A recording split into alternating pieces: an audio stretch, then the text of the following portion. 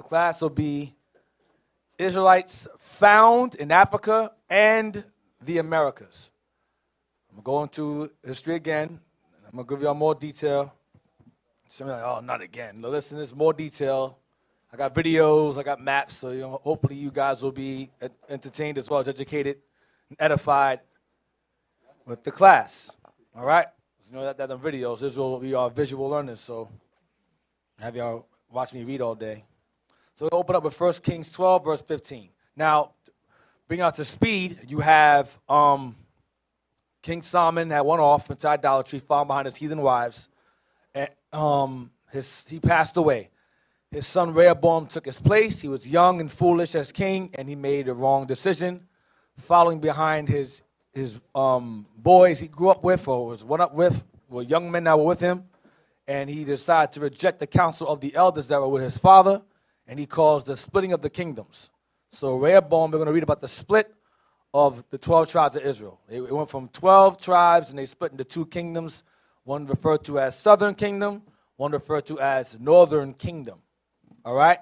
Southern Kingdom, Northern Kingdom, or better known as Judah, which consists of Judah, Benjamin, and Levi, or Ephraim, better known as, or Israel, better known as Ephraim, Manasseh, Asher, and down, who in the New Testament is referred to as Gentiles. In the New Testament, or Greeks, or uncircumcision, and so on and so forth, strangers, depending on the context, and so on and so forth. All right? So 1 Kings 12, verse 15.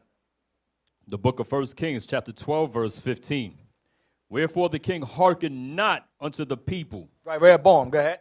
For the cause was from the Lord, that he might perform his saying, which the Lord spake by Ahijah the Shilonite. Because Ahijah the Shilonite promised Jeroboam, who was King Solomon's, he was under him.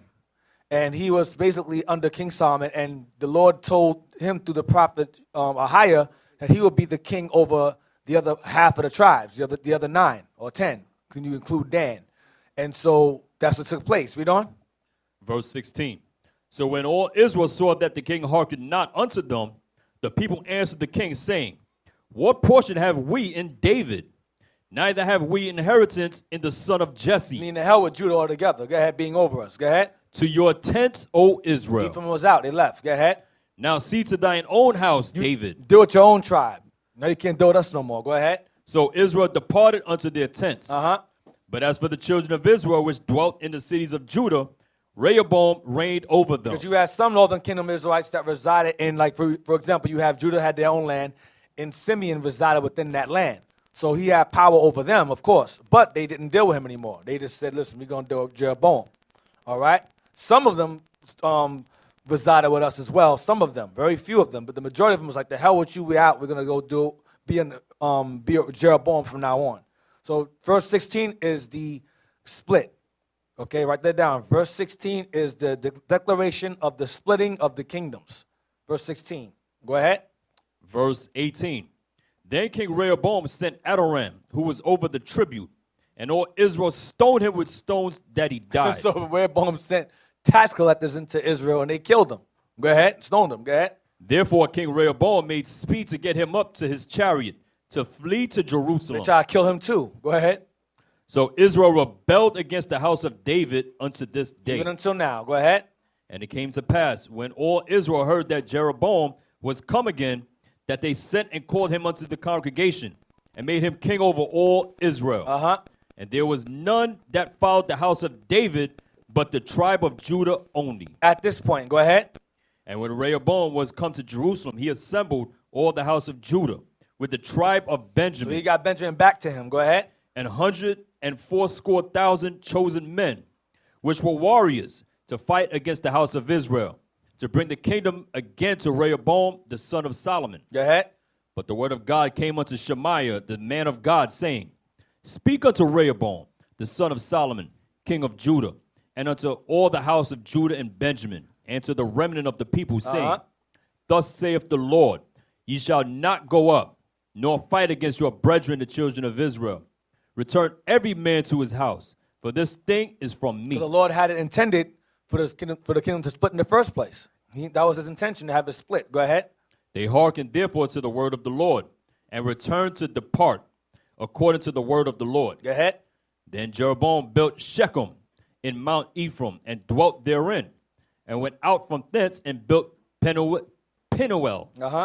And Jeroboam said in his heart, now shall the kingdom return to the house of David. Go ahead. If this people go up to do sacrifice in the house of the Lord at Jerusalem, then shall the heart of this people turn again unto the Lord, even unto Rehoboam king of Judah, and they shall kill me, and go again to Rehoboam king of Judah. So Jeroboam's fear is that once Ephraim goes up, the 9 tribes of 10 go up to worship at Jerusalem, they'll end up being subject to Rehoboam again and leave him and kill him as king.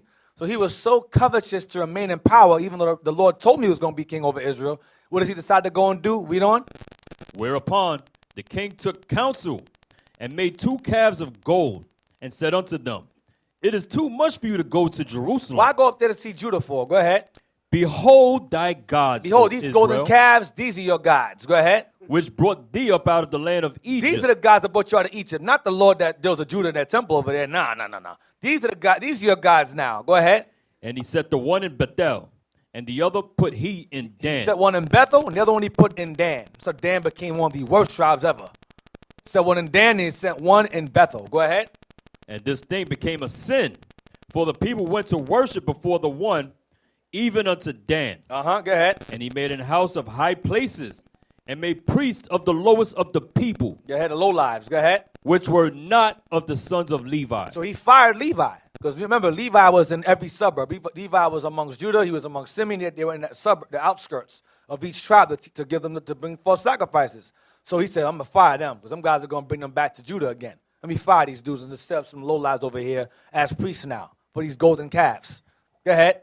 And Jeroboam ordained a feast in the 8th month, on the 15th day of the month, like unto the feast that is in Judah. Tabernacles. Go ahead. And he offered upon the altar. So did he in Bethel, sacrifices unto the calves that he had made. And he placed in Bethel the priests of the high places which he had made. Go ahead. So he offered upon the altar which he had made in Bethel the 15th day of the 8th month, even in the month which he had devised of his own He had heart. his own holiday. This is your ancient Kwanzaa. That's what this is now. Go ahead. And ordained a feast unto the children of Israel. And he offered upon the altar and burnt incense. So he had Israel go to hell off, or to stay in power, which he already had in the first place, based upon the word of who? Ahiah the Shalonite, the prophet. So now let's get 2 Kings 15, verse 17. Let's fast forward now. The book of 2 Kings, chapter 15, and verse 17. In the verse 17. In the 39th year of Azariah, king of Judah, began Menahem, the son of Gadi, to reign over Israel, and reigned 10 years in Samaria. Go ahead. And he did that which was evil in the sight of the Lord. He departed not all his days from the sins of Jeroboam the son of Nebat, who made Israel to sin. So all the kings that came out of Jeroboam's loins, all of them, even the ones that did not, all retained the nonsense that Jeroboam had set up earlier. We read earlier in 1 Kings 12. So all the kings of Ephraim, of northern kingdom, remained in the sins that Jeroboam had set up, the golden calves. That was their God from the beginning of their kingdom to the end of their kingdom. They never turned from it at all. Go ahead. And Pul, the king of Assyria, came against the land. Now, Pul, the king of Assyria, Pul is a short term or abbreviation for Tiglath-Pileser. That's a long name. Tiglath-Pileser. It's an Assyrian king. But abbreviation is Pul, as in Tiglath-Pileser. All right, Pul for short. The king of Assyria, go ahead. And Menahem gave Pul 1,000 talents of silver, that his hand might be with him to confirm the kingdom in his hand. So he made he made it where he paid off the Assyrian king that he does not dethrone him. He said, I'll give you some money, let me stay as king. And so he let him stay as king. Go ahead. And Menahem exacted the money of Israel, even of all the mighty men of wealth, of each man 50 shekels of silver, to give to the king of Assyria.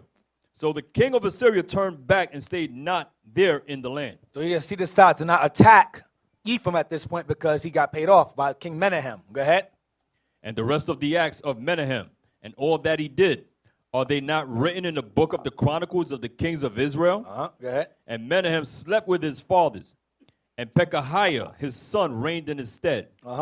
In the 50th year of Azariah, king of Judah, Pekahiah the son of Menahem began to reign over Israel. Pekahiah, the son of Menahem, began to reign. Keep this in mind. Go ahead.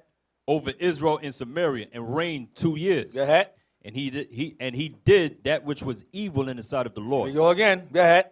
He departed not from the sins of Jeroboam, the son of Nebat, who made Israel to sin. See that? Here we go again, following Jeroboam's example. Go ahead. But Pekah, the son of Remaliah, Here we go. Watch this guy. Pekah, the son of who? Remaliah, Go ahead. a captain of The his, captain of Pekahiah's. Go ahead. conspired against him and smote him in Samaria, And killed him. Go ahead. in the palace of the king's house, with Argob and Ariah, and with him 50 men of Gileadites. And he killed them and reigned in his room. And took over, took a position. And he became king. Pekah, the son of Remaliah, became king over Ephraim now. Now, let's jump to chapter 16, verse 1. Keep in mind, Pekah, the son of Remaliah. Chapter 16, we're going to be verse 1 through 9. A lot of reading today. Go ahead. In the 17th year, 2 Kings chapter 16, verse 1. In the 17th year of Pekah, the son of Remaliah, Ahaz, the son of Jotham, king of Judah, began to reign. Keep in mind, Ahaz. So during the time when Pekah had killed Pekahiah, remember he was the king's captain, now he's king now. You had Pekah ruling over Ephraim, and you had Ahaz ruling over Judah. Keep in mind, you had Ahaz ruling over Judah. Go ahead. Verse 2. 20 years old was Ahaz when he began to reign, and reigned 16 years in Jerusalem, and did not that which was right in the sight of the Lord his God, like David his father. So we had Judah, this king went off. Go ahead. Verse 3. But he walked in the way of the kings of Israel. He followed behind Jeroboam also, his doctrine, the golden calves also in Judah. Go ahead.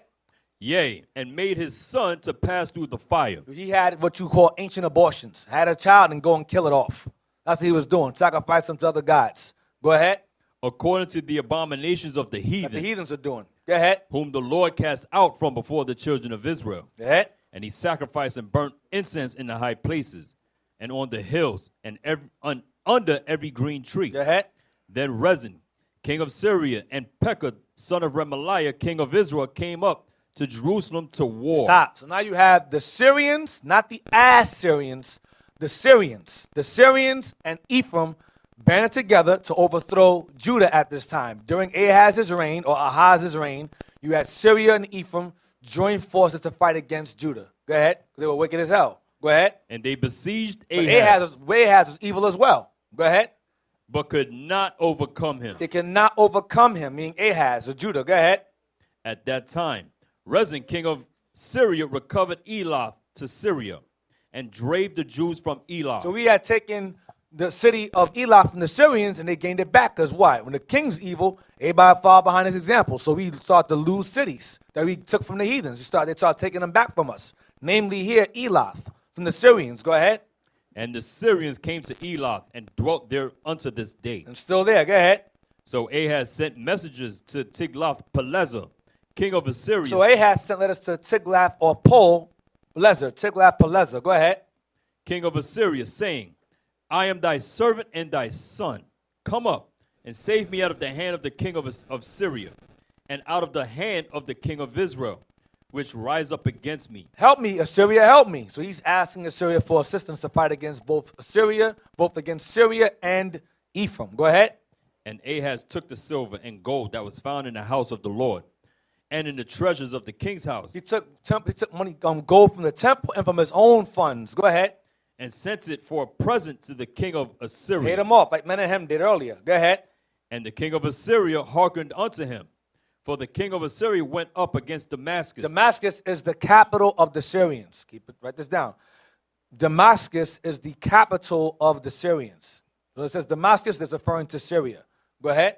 And took it, and carried the people of it captive to Kir, and slew Rezin. So he took the Syrians captive to Kir. He deported them to another land, the Syrians, and killed their king, which was Rezin at the time, who was allied with Pekah, son of Remaliah. So he killed Rezin, all right, and displaced the Syrians into their own provinces. Let's get Isaiah 7, verse 1. Because Isaiah was there. He wrote this history down in more detail. Isaiah 7, verse 1. The book of Isaiah, chapter 7 and verse 1. Uh-huh. And it came to pass in the days of Ahaz, the son of Jotham, the son of Uzziah, king of Judah, that Rezin, the king of Syria, and Pekah, the son of Remaliah, king of Israel, went up towards Jerusalem to war against it, but could not prevail against Just it. read this. Go ahead.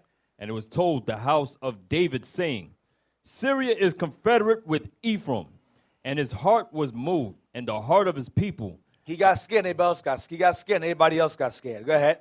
as the trees of the wood are moved with the wind. Then said the Lord unto Isaiah, Go forth now to meet Ahaz, thou and Shear-Jashub, thy son, at the end of the conduit of the upper pool, in the highway of the fuller's field. Go ahead. And say unto him, Take heed and be quiet. Fear not, neither be ye faint-hearted, for the two tails of these smoking firebrands. He's crazy. These guys are nutcases. Go ahead. For the fierce anger of Rezin with Syria and of the son of Remaliah. Pekah. Go ahead. Because Syria, Ephraim, and the son of Remaliah have taken evil counsel against thee, saying, Let us go up against Judah and vex it, and let us make a breach therein for us, and set a king in the midst of it, even the son of They Tabael. were going to conquer Judah and then set up some king to rule over it. Go ahead. Thus saith the Lord God, It shall not stand, It ain't going to happen. Go ahead. neither shall it come to pass. For the head of Syria is Damascus. There you go. The head of Syria or capital of Syria is Damascus. Go ahead. And the head of Damascus is Rezin. And the king of Damascus or Syria is Rezin. Go ahead. And within 65 years, 65, 3 score, score is 20. 3 is 60. 3 score or 65 years. Go ahead. shall Ephraim be broken, that it be not a people. Read it again, that bottom part. That it be not a people. Ephraim shall be broken, that they shall no longer be a people or be a nation anymore. You understand? Follow? Wow, we're going to read that again somewhere else. Go ahead. Verse 9. 9. And the head of Ephraim is Samaria. That's their capital. So Ephraim or Israel's capital was Samaria. Our capital is, Judah's capital was Jerusalem, which should be all 12 tribes' capital. But during this time, Judah's capital was Jerusalem. Ephraim's capital was Samaria. Or some places you read about, it's called Shechem. Shechem or Sychar or, what's it, Mount something.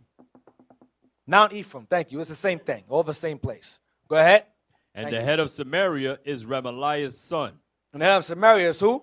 Remaliah's son. Pekah. Go ahead. Pekah. Go ahead. If ye will not believe, surely ye shall not be established. Uh-huh.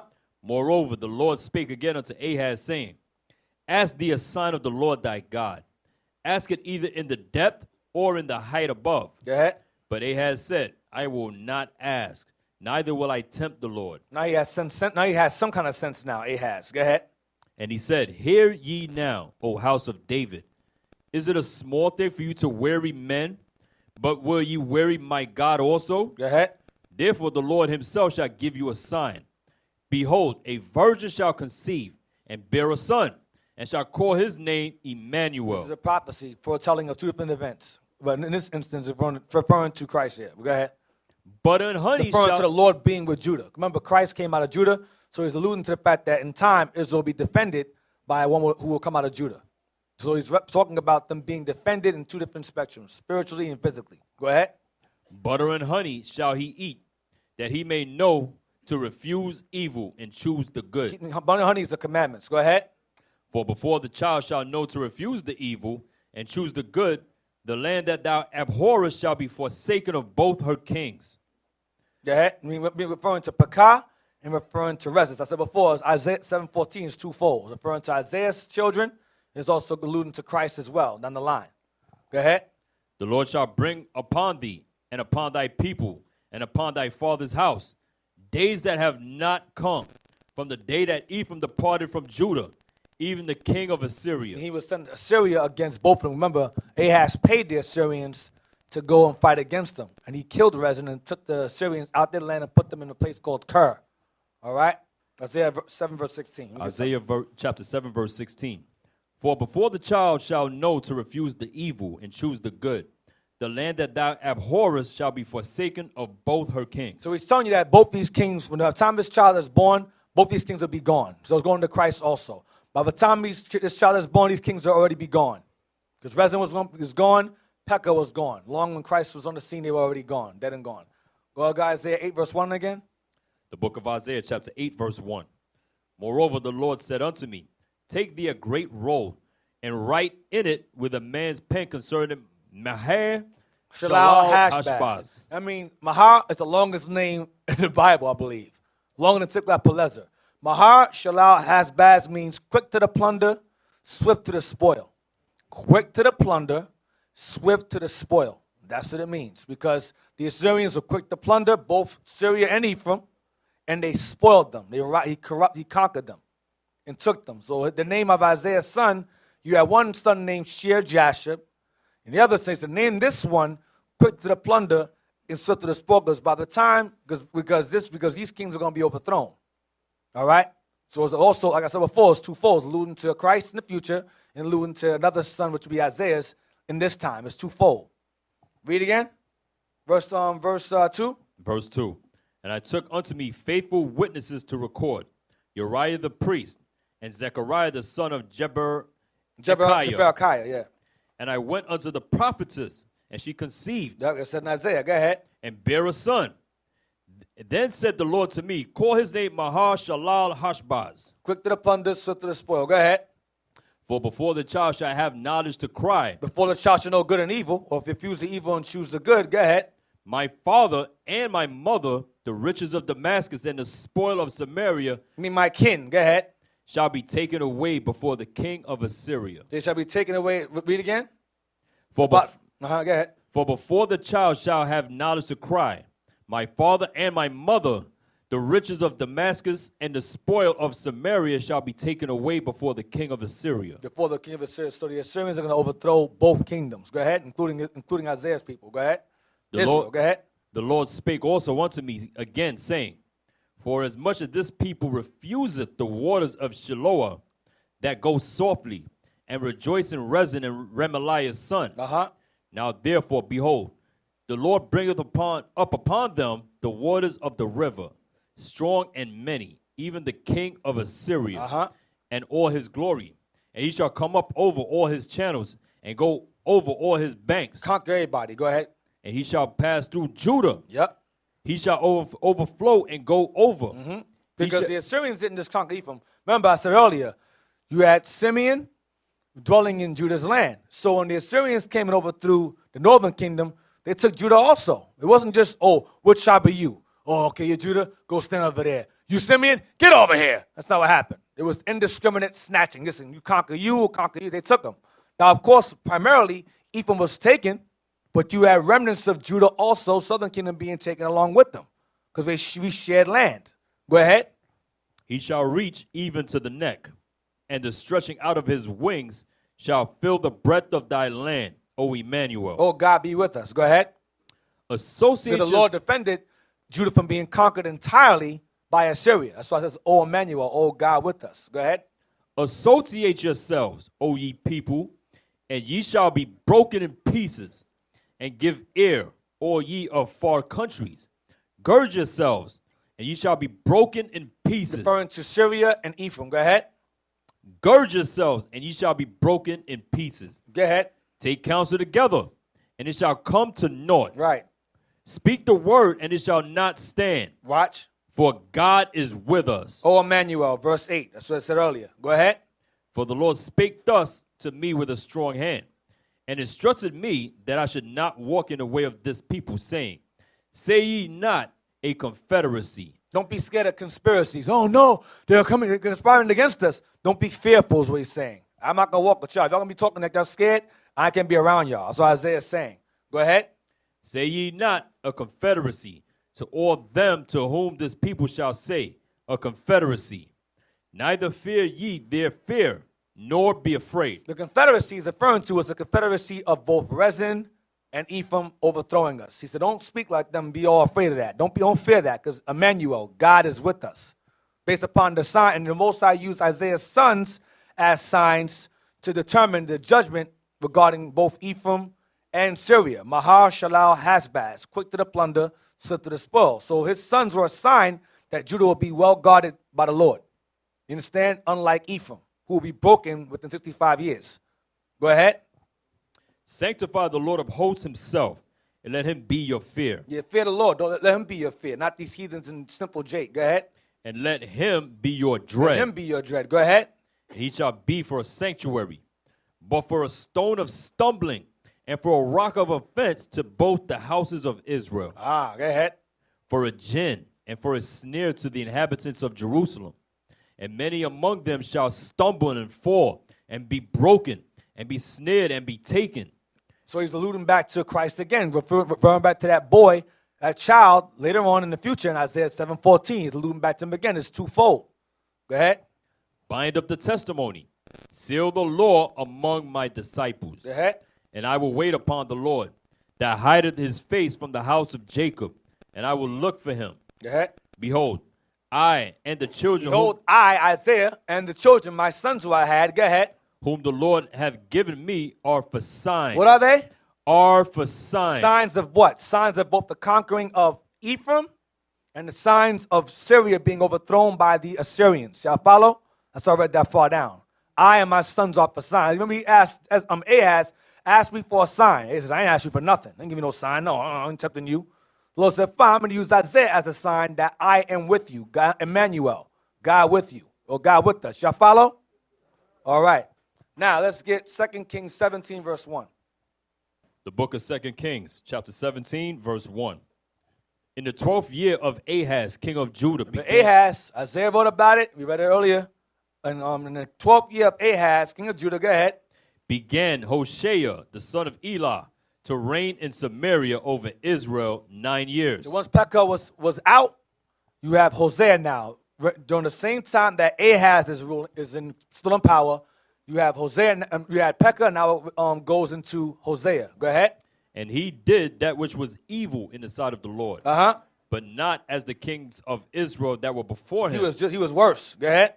Against him came up Shalmaneser, king of Assyria. This is Shalmaneser, king of Assyria. This is Shalmaneser the fifth. Shalmaneser the fifth. Roman numeral V. Shalmaneser the fifth. Go ahead. And Hoshea became his servant and gave him presents. Go ahead. And the king so Hosea gave the Assyrians seem like getting paid off. You pay us off, we'll leave you alone. You don't, we're going to overthrow you and take you out your land, deport you. So Hosea gave him presents. Go ahead, and became his servant, his tributary. Go ahead. And the king of Assyria found conspiracy in Hoshea. But Hosea was doing things behind the scene, doing dirt. Go ahead. For he had sent messages to So, king of Egypt. Go ahead. And brought no present to the king of Assyria, as he had done year by year. He was trying to ally himself with the Egyptians to help overthrow the Assyrians. Go ahead. Therefore, the king of Assyria shut him up and bound him in prison. Locked him up, took him away. Go ahead. Then the king of Assyria came up throughout all the land and went up to Samaria. The capital. Go ahead. And besieged it 3 years. And he besieged it 3 years. You know what that means to besiege it? They surrounded it and cut off all the food and water supply within the land and starved Ephraim out, then went in there and took over. That's what they would do for 3 years. 3 years. Go ahead. That goes back to that curse in Deuteronomy 28 where it says, you'll cover you on your gates and so forth and besiege our gates. That curse, those curses are not one-time things. They were generational. It didn't happen just one time each. These stupid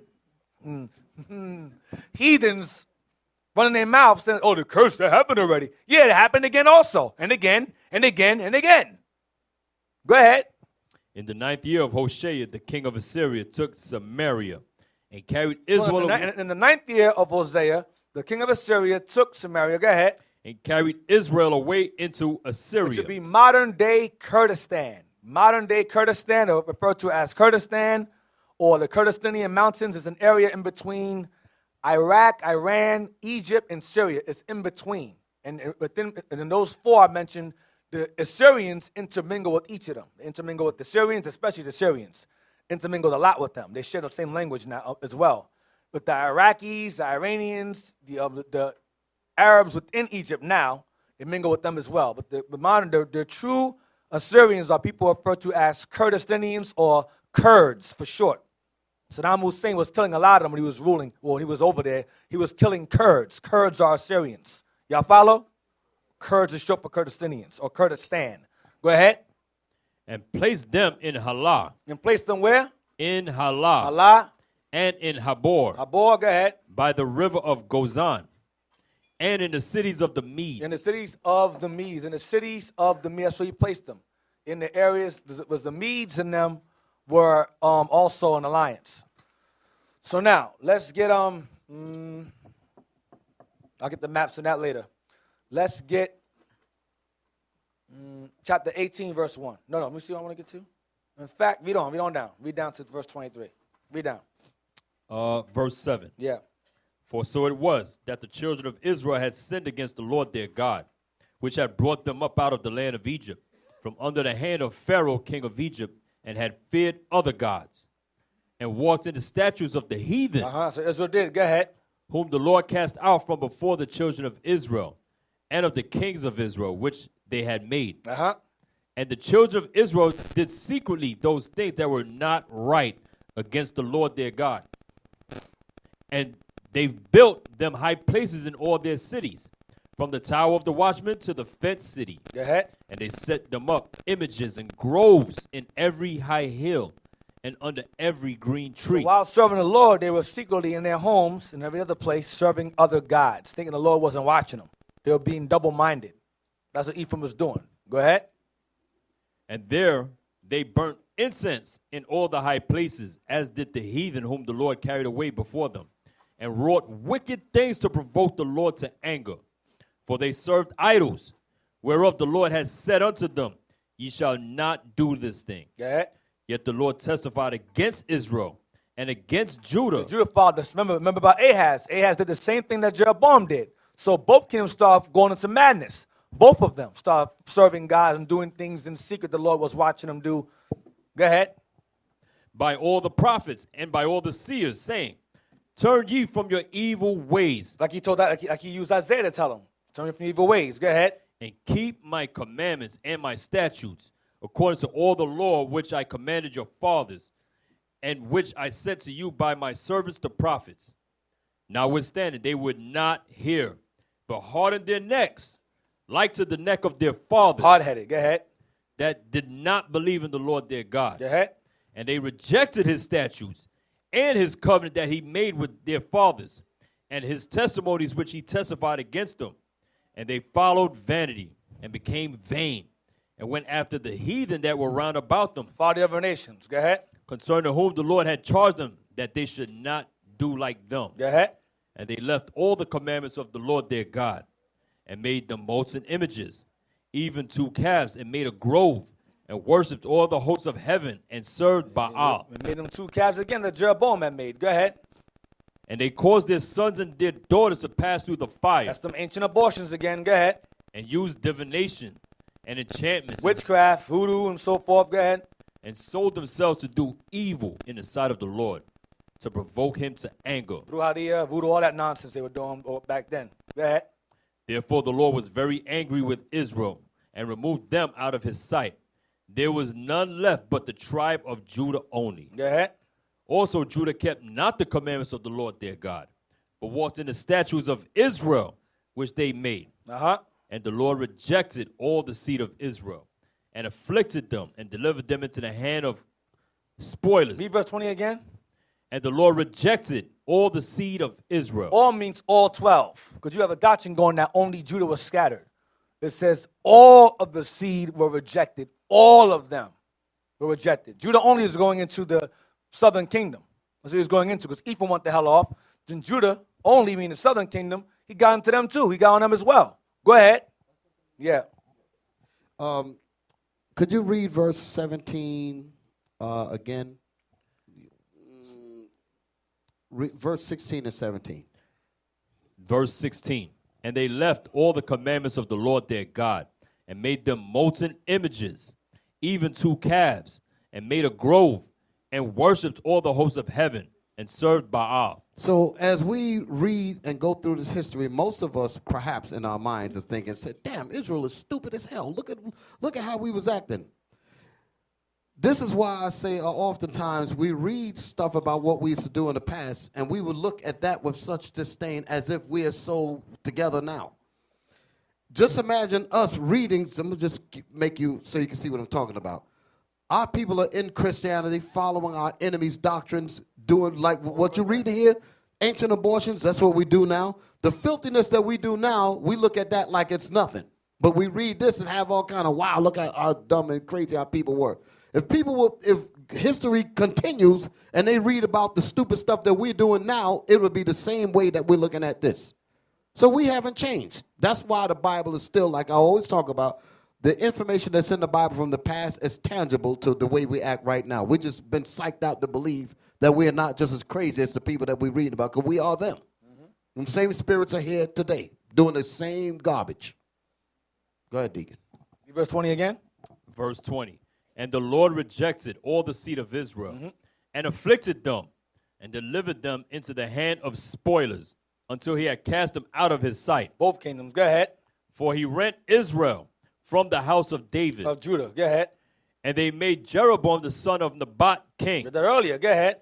And Jeroboam drave Israel from following the Lord, and made them sin a great sin. It never stopped. Go ahead. For the children of Israel walked in all the sins of Jeroboam which he did. They departed not from them. It never stopped. Go ahead. Kept on going. Until the Lord removed Israel out of his sight, as he had said by all his servants the prophets. So was Israel carried away out of their own land to Assyria unto this day. Because it took place in waves. First you had Tiglath-Pileser do it. Then you had Shalmaneser do it. We're going to get some more later on. Give me 18 verse 1. Chapter 18, verse 1. Now it came to pass in the 3rd year of Hoshea, the son of Elah, king of Israel, that Hezekiah, the son of Ahaz, king of Judah, began to reign. So Hezekiah, who was the son of Ahaz, is now ruling.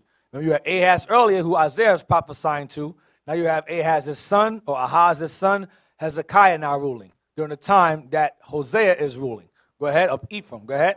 25 years old was he when he began to reign. And he reigned 29 years in Jerusalem. His mother's name was Abi, the daughter of Zechariah. And he did that which was right in the sight of the Lord, Hezekiah did well. Go ahead.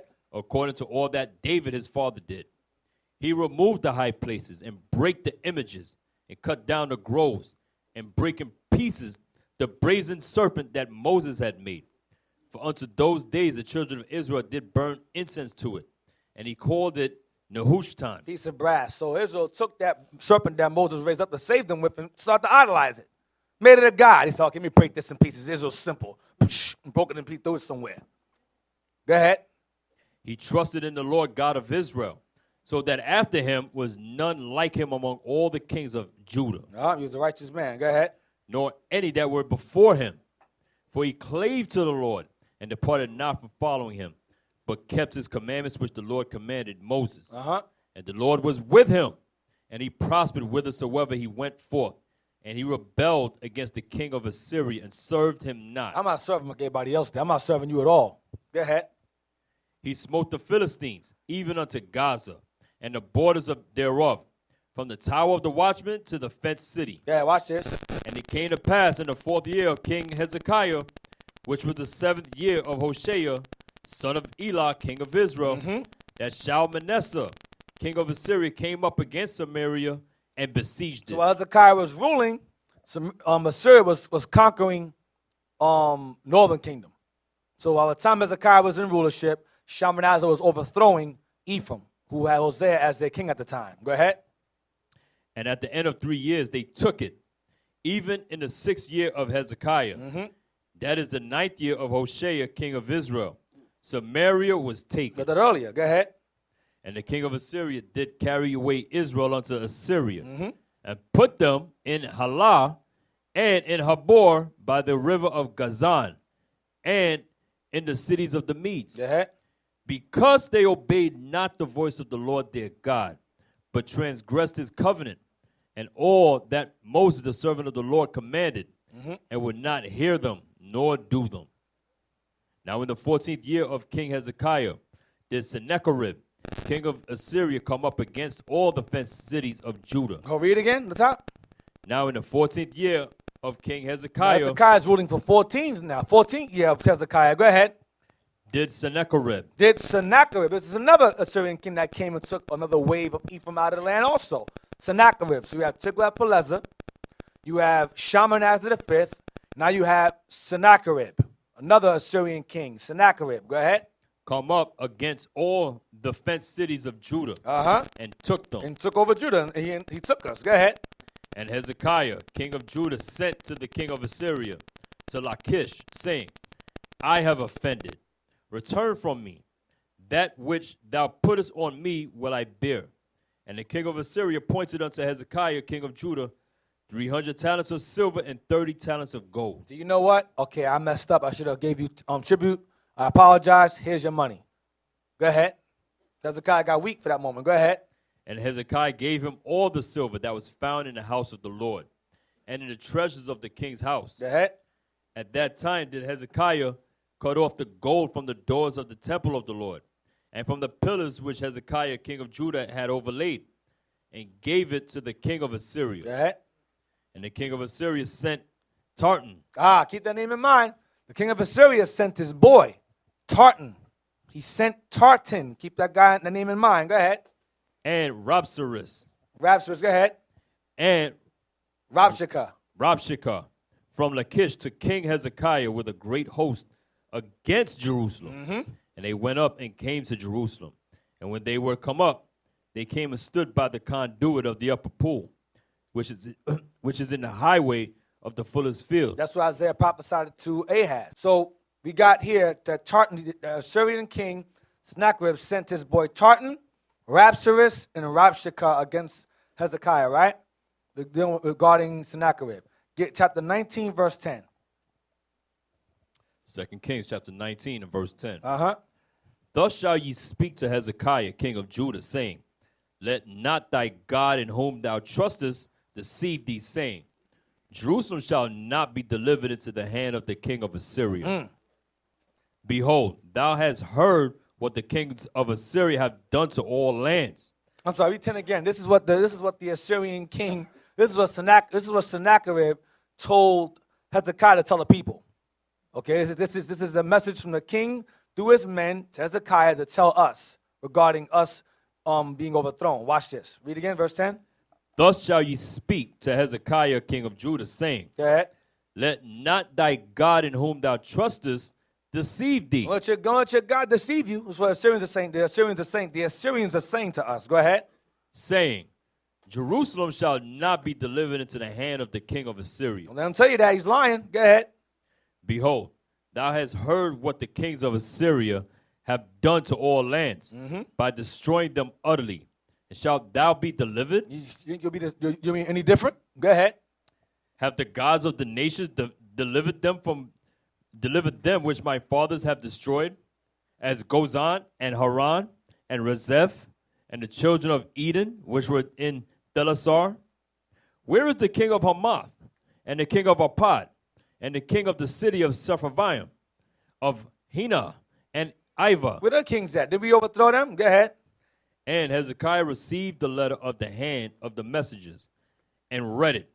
And Hezekiah went up into the house of the Lord and spread it before the Lord. The letter, go ahead. And Hezekiah prayed before the Lord and said, O Lord God of Israel, which dwellest between the cherubims, thou art the God, even thou alone of all the kingdoms of the earth. Thou hast made heaven and earth. Go ahead. Lord, bow down thine ear and hear. Open, Lord, thine eyes and see. I hear the words of Sennacherib, which hath sent him to reproach the living God. To insult you. Go ahead. Of a truth, Lord, the kings of Assyria have destroyed the nations and their lands. Go ahead. And have cast their gods into the fire. Melted their gods to nothing. Go ahead. For they were no gods, but the work of men's hands, wood and stone. Therefore have they destroyed them. Go ahead. Now therefore, O Lord, our God, I beseech thee, save thou us out of his hand, that all the kingdoms of the earth may know that thou art the Lord God, even thou only. Remember the prophecy Isaiah. He was not going to overthrow Judah entirely. It's up to the neck. Means not entirely. So Assyria will go up, will be a river up to the neck, meaning Israel's neck, but not entirely. So Hezekiah was going to be defended. Go ahead. Then Isaiah the son of Amoz sent to Hezekiah, saying, Thus saith the Lord God of Israel, that which thou hast prayed to me against Sennacherib king of Assyria, I have heard. Stop. Go to verse 32. Verse 32. Therefore, thus saith the Lord concerning the king of Assyria, he shall not come into this city, nor shoot an arrow there, nor come before it with shield, nor cast a bank against it. Go ahead. By the way that he came, by the same shall he return, and shall not come into this city, saith the Lord. Go ahead. For I will defend this city to save it for mine own sake and for my servant David's sake. Emmanuel, because God was with them. Watch this. And it came to pass that night It came to pass that night when they went to besiege Jerusalem, Judah, go ahead, that the angel of the Lord went out that the angel of the Lord went out and did what? and smote in the camp of the Assyrians 185,000. 185,000 men. The angel went in there and killed Sennacherib's army. 185,000 men. Go ahead. And when they arose early in the morning, When they woke up in the morning, go ahead. behold, they were all dead corpses. There were bodies all, whoever he didn't kill, is it? Look what just happened to your boy right there. That's behind the example. You seeing somebody's head or what? Remember, you didn't hear nothing. There was no sound. Angel went in there and killed them all. It says when they woke up, everyone's dead around. What the hell just happened? They didn't hear no screams. We didn't hear the battle No cry sword, or nothing. nothing. Just instantaneous death. Angels are a problem. They're a problem. You just go in there and kill you. You won't hear nothing. You don't hear a sound. You don't hear none of that. No, nothing. You hear no horses or nothing. Just, they dead. Please, no, none of that. It's just straight death. Angel went in there and killed everybody. He killed 185,000 out of the army. Go ahead. Hey, we want to use imagination or imagination a little. Think that the power that the angel had. I don't know, those of you all that watched the previous X-Men movie with Quicksilver, how he was moving and fast and so forth. Sometimes the angel, he just run through that camp, whoosh, within a couple seconds and probably kill that number. You know, just cut their neck, just kill all of them just like that. Yep. You know? He was in there, rose early in the morning. So they were all asleep when he did it. Go ahead. Didn't break their sleep. Yep. He killed them silently. Go ahead. Verse 36. 36. So Sennacherib, king of Assyria, departed He left. He said, damn, what the hell happened? Let's get out of here. Go ahead. and went and returned and dwelt in Nineveh. And return to, because the capital of the Assyrians is Nineveh. That's the capital. Go ahead.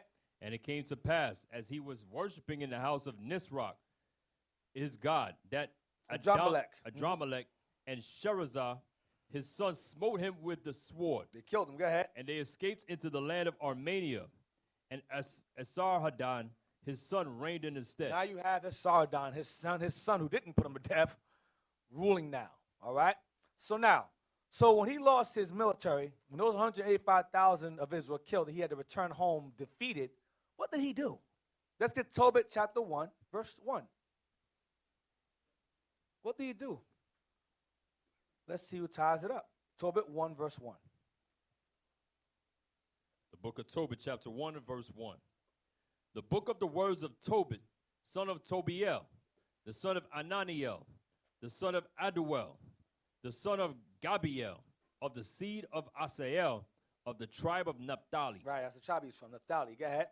Who in the time of Enemessar, Enemessar is the Greek form of Shalmaneser, the fifth. Enemessar is a Greek form of Shalmaneser.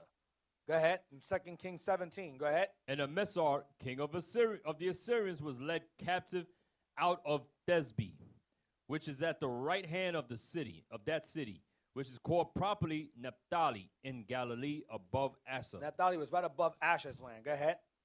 I, Tobit, have walked all the days of my life in the way of truth and justice. Go ahead. And I did many alms deeds to my brethren and my nation who came with me to Nineveh, into the land of the Assyrians. He was righteous, but he was taken captive. Jump down to verse 13. Verse 13. And the Most High gave me grace and favor before Enemessar. So the Lord gave Tobit favor before the king Shalmaneser. Go ahead, the fifth. Go ahead. So that I was his purveyor. He was his provider of food. He worked for Shalmaneser. He was a purveyor. He provides the food and so forth. Purveyor. Go ahead. Go ahead. And I went into Media, and left in trust with Gabriel, the brother of Gabrius, at Ragus, a city of Media, 10 talents of silver. Remember, the Assyrians placed Ephraim where? In the cities of the Medes. Goes on, Halah, Gabor. Remember that? Go ahead. So his boy was over there. He lent him some money. He gave him his 10 talents of silver. Made some money right there. I know you need some money. Here you go. Go ahead. Now when Enemessar was dead, Now when Shalmaneser the fifth died, go ahead. Sennacherib, his son, reigned in his Here you stead. go again. Sennacherib, his son reigned in his stead. Whether it's son or grandson, I'm not sure. I think it's grandson. I'm not sure. But go ahead. Whose estate was troubled, that I could not go into Media. Now hold on. Let's jump. Read on to verse 21. Verse 16. And in the time of Enemessar, I gave many alms to my brethren, and gave my bread to the hungry, and my clothes to the naked. And if I saw any of my nation dead, or cast about the walls of Nineveh, I buried So if him. he saw any of his own brothers, because the Assyrians were very cruel and vicious people, that they would take our people and throw them off the walls. And the bodies would fall and break in the ground. They would leave them there. So Tobit saw that. He would go, look around, and he'd bury them. Go ahead. In secret. Go ahead. And if the king of Sennacherib had slain any, If the king Sennacherib had slain any, go ahead. when he was come and fled from Judea, When he was come and he fled from Judea. Remember that? Go ahead. I buried them privily. For in his wrath he killed many. For in his wrath, because he lost his military that time, in his wrath, he took our people out of anger and threw us off the walls, city walls. So Tobit took those bodies and began to bury them. Go ahead. But the bodies were not found. So he went to go find. Where the bodies I threw over here? Where the bodies at? They all gone. Go ahead. When they were sought for of the king. Go ahead. And when one of the Ninevites went and complained of me to the king. So you got, I know who it is. That's that Israelite, that dude that like doing it. Go ahead. And when one of the Ninevites went and complained of me to the king, that I buried them and hid myself. Remember, he was his father's purveyor. He worked under the king. He worked in that area. So he had access to get to the bodies and bury them because he worked under his father, Shalmaneser. So when he got word that he was burying the dead without being told to, go ahead. Understanding that I was sought for to be put to death, I withdrew myself for fear. He ran. Go ahead. Then all my goods were forcibly taken away. Neither was there anything left me, besides my wife Anna and my son Tobias. He lost his wife and he lost his possessions and his son. They took all that from him. Read on. And there passed not 55 days 55 days later, go ahead. before two of his sons killed him. And they Before fled. who? Before two of his sons killed You him. read that earlier. Go ahead. And they fled into the mountains of Ararat. Same place. Armenia. Go ahead. And Sarchedonus. Sarchedonus is who? Esarhaddon. Sarchedonus is his Greek form of his name. Sarchedonus is Esarhaddon. Back in Kings. Go ahead. His son reigned in his stead, Go ahead. who appointed over his father's accounts and over all his affairs. Acharius, Achiacharus. Go ahead. my brother Aniel's son, So his nephew got a job working under Esarhaddon, who was able to help him out later on and get him back his wife and his son and his possessions back. You understand? So his nephew worked for the government. Nothing wrong with that. As long as you help your people. All right, so now, he worked for the government. So now, let's get Hosea 1:1. So now we know what Sennacherib did when he returned from his defeat. When the angel killed 185,000 of his men, he got mad at Ephraim and started throwing them up the damn walls. the book of Hosea, Chapter 1, verse 1. chapter 1 and verse 1. The word of the Lord that came unto Hosea, the son of Beri, in the days of Uzziah, Jotham, Ahaz, and Hezekiah. Now, hold on a second, hold on. So Hosea, remember what was said in Isaiah about Ephraim not being a people, being broken, that they be not a people. Hosea 1:1. Go ahead. Where am No, read verse 2. Go I? ahead. Verse 2. During this time, so Hosea was prophesying during the time of the kings. During the time of Uzziah, Jotham, Ahaz, he prophesied during that time, and Hezekiah's time. So he was prophesying around the same time that Isaiah was prophesying around. So Isaiah was prophesying to Judah, Hosea was prophesying to Ephraim. because he was Ephraim. All right, go ahead. The beginning of the word of the Lord by Hosea. And the Lord said to Hosea, Go, take unto thee a wife of whoredoms and children of whoredoms, for the land have committed great whoredom, departing from the Lord. Go and get you an evil wife, because all Ephraim was going at was primarily wicked as hell. So go get you one of these wicked sisters out here and have some wicked kids. Go ahead. Just go ahead and do it. Go ahead. So he went and took Gomer, the daughter of Diblaim, which conceived and bare him a son. So there was a purpose behind why he told him to go get a wife and have these kids with this wife. Watch this. And the Lord said unto him, Call his name Jezreel. That means seed of Israel. Go ahead. For yet a little while, and I will avenge the blood of Jezreel upon the house of Jehu. Because Jehu became the one that overthrew the lineage of, I believe, Jeroboam. He overthrew that lineage and took over as king. He was just as evil as everybody else before him. Go ahead. And will cause to cease the kingdom of the house of Israel. He will cause to do what? To cease the kingdom of the house of Israel. He will cause to cease the house of the kingdom of the house of Israel. Cause the kingdom to cease. Cease means to be no more. Gone. Go ahead. And it shall come to pass. Or lost. Go ahead. And it shall come to pass at that day that I will break the bow of Israel in the valley of Jezreel. Go ahead. And she conceived again. And she had another child. She had Jezreel first, a boy. Go ahead. And bare a daughter. Had a girl now. Go ahead. And God said unto him, Call her name Lo-Ruhamah. Leruhamah. For I will no more have mercy upon the house of Israel. Leruhamah means no mercy. Jezreel means seed of Israel. Leruhamah means no mercy upon the seed of Israel. No mercy for them. Go ahead. But I will utterly take them away. Go ahead. But I will have mercy upon the house of Judah. You had to be there earlier. Go ahead. I will spare them. Go ahead. And will save them by the Lord their God, and will not save them by bow, nor by sword, nor by battle, by horses, nor by horsemen. Go ahead.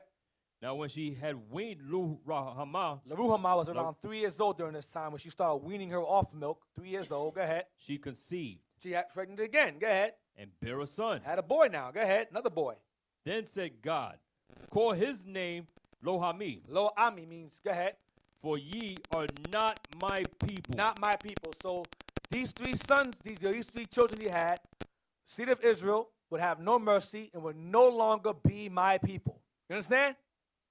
He's letting Israel know what's going to happen to them by using Hosea's children as then signs. The same way he used Isaiah's sons as signs. Sheer Jashib and Mahalal Hashbaz. Remember that? I am my sons are for signs. Hosea's sons are also a sign of the ending of Ephraim's kingdom. Go ahead. Then said God, Call his name Lo-Ami, for ye are not my people, and I will not be your God. So if he's not your God and you're not his people, what are you called? You're called Gentiles. You're called strangers. You're called heathens. Right. Bastards, right? Go ahead. Yet the number of the children of Israel shall be as the sand of the sea. Yet, regardless of that, Israel be what? The number of the children of Israel shall be as the sand of the sea, which cannot be measured nor numbered. Meaning that we will not ever, as you have heathens say, oh, they all mingled around.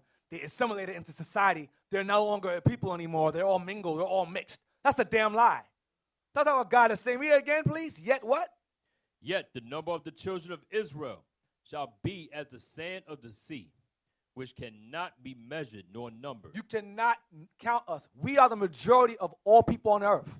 We are more than all nations upon the earth. You cannot dilute something that is the majority. It's impossible. 9 times out of 10, use a Negro. You understand? Go ahead. And it shall come to pass that in the place where they're taken captive, go ahead. where it was said unto them, Ye are not my people, You're Gentiles, go ahead. there it shall be said unto In them, that place where they're taken captive, go ahead. Ye are the sons of the living God. You are the Israelites.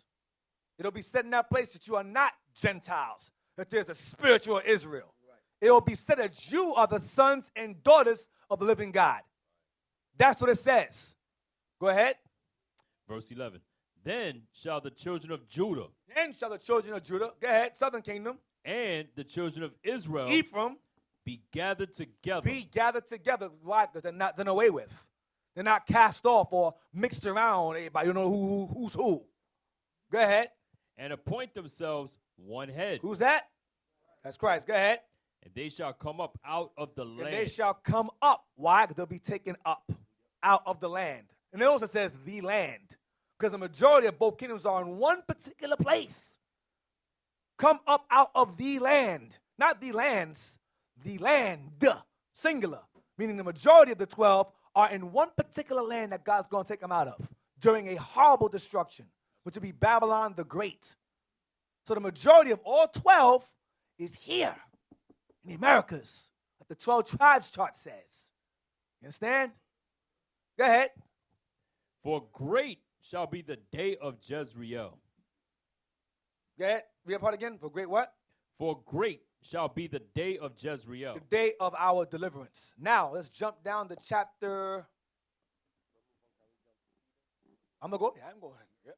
Chapter 2, verse 19. So, I made a bold statement regarding out of the land. I'm going to show you where remnants of that majority are today. I said earlier that the scripture said earlier that he will deliver them out of the land, both Judah and Ephraim, both kingdoms, out of the land, which debunks a particular people in Israel today. Because when you ask them where the 10 tribes, they don't seem to know when they should all be in the land. Fulfilling prophecy in 1948. But for some odd reason, only 3 are there. Perhaps their God is sipping coke and maybe lost track of how many tribes he made. I don't know. But I know, according to the scriptures, that all 12 should be gathered and put in the land. But for some odd reason today, only 3 are there. So odd. So unprophetic. Such a, I don't know, it sounds like a lie almost. Lie. Blasphemous BS. 2 verse 19. Hosea chapter 2, verse 19. And I will betroth thee unto me forever. And I will betroth thee unto me, meaning Israel, unto me forever. Go ahead. Yea, I will betroth thee unto me in righteousness and in judgment. Because he was going to marry us off to his son Christ, who was the new husband. He will marry us off unto his son. I will betroth thee unto me through my son. And I'll still be your father or father-in-law, spiritually speaking. Go ahead. And in loving kindness and in mercies. Go ahead. I will even betroth thee unto me in faithfulness, and thou shalt know the Lord. You shall know the Lord, both kingdoms. Go ahead. And it shall come to pass in that day, I will hear, saith the Lord, I will hear the heavens, and they shall hear the earth. And the earth shall hear the corn, and the wine, and the oil, and they shall hear Jezreel. The earth shall hear us, meaning when we want food, the earth's going to bring up all the crops. The earth is alive. When we're put in our land, I want corn. Earth's going to go, boop, here you go, corn. I want something to drink. Look, grapevine. Oh, man, what? That's how it's going to be. Earth's going to go, what you want? What you want? Earth goes, what you want now? Oh, yo, you want a sunrise? Got you. Sunrise. That's the most I'm going to have it. You want wine? You want water? We're going to have it. You want rain? You're going to have it. Because the earth will hear you. Like the movie Avatar. When she said, AY hears you. Of course, that was talking about us. When Jacob started getting the power, whatever, if you watch Avatar, the blue people, when she said AY or Yahweh or Yahweh, hears you, because the animals came to defend them against Edom. Remember that? If y'all saw Avatar, I don't talk about it. If you didn't see it, you better watch it. It's very good. It alludes to the history of the Northern Kingdom. And the villain alludes to Andrew Jackson. The colonel alludes to him. So when you watch that movie, it shows you how when they start to embrace that there's a God over that area, the land, that God, who they refer to as a she, which would be a he, begin to assist them by having the land conquer and fight against the oppressor or the colonizers. You understand? That's where they got it from here. But read on. Verse 23. And I will sow her. Read 23, verse 22. Verse 22. And the earth shall hear the corn and the wine and the oil, and they shall hear Jezreel. Right, go ahead. And I will sow her unto me. Or betroth her unto me, cleave her unto me. Go ahead. In the earth. Sow unto me means to redeem her, bring her back, or adopt her back unto me again. That's what it means. Go ahead. And I will have mercy upon her that had not obtained mercy. Who did not have obtained mercy? Here, who did not obtain mercy? We read it in chapter 1. Northern kingdom, Lo Ami, Laruhama. My people, Jezreel, my people, Israel, Laruhama, no mercy, Lo Ami, my people. No mercy for my people Israel. But he says here, those who have no mercy, I will give them mercy again. Through Christ, through his son. Go ahead, read again. 22 again, 23 again. 23. And I will sow her unto me in the earth, and I will have mercy upon her that had not obtained mercy. Go ahead. And I will say to them which were not my people, Which will be broken, no longer a nation, like it said in Isaiah. Go ahead. Thou art my people. Uh-huh. And they shall say, Thou art my God. Keep that statement in mind. Let's get Romans 9:22 real quick. Romans 9:22. Romans 9 is very, very devastating when you read it all the way through. Romans 9 is the Christian nuclear bomb, a Christianity bomb, that you pull on very special occasions. Romans 9, and we're going to read verse 22 to verse 25. Romans chapter 9, verse 22. Now remember, I will have mercy upon them who have not obtained mercy. I shall be their God, and they shall be my, and they shall say, "Thou my God." You understand? I'm paraphrasing. I'm paraphrasing Hosea 2 for a reason. Read. Romans chapter 9, verse 22. Uh-huh. What if God, willing to show his wrath and to make his power known, endured with much long suffering the vessels of wrath fitted to destruction? The vessels of wrath fitted to destruction is referring to Esau, because he is still alive today. He still exists. They still exist. Don't fall for the lies on YouTube from Esau, who's alive today, telling them. Go ahead. Right, he's reserved for death. Go ahead. Him and his children. That is so disrespectful.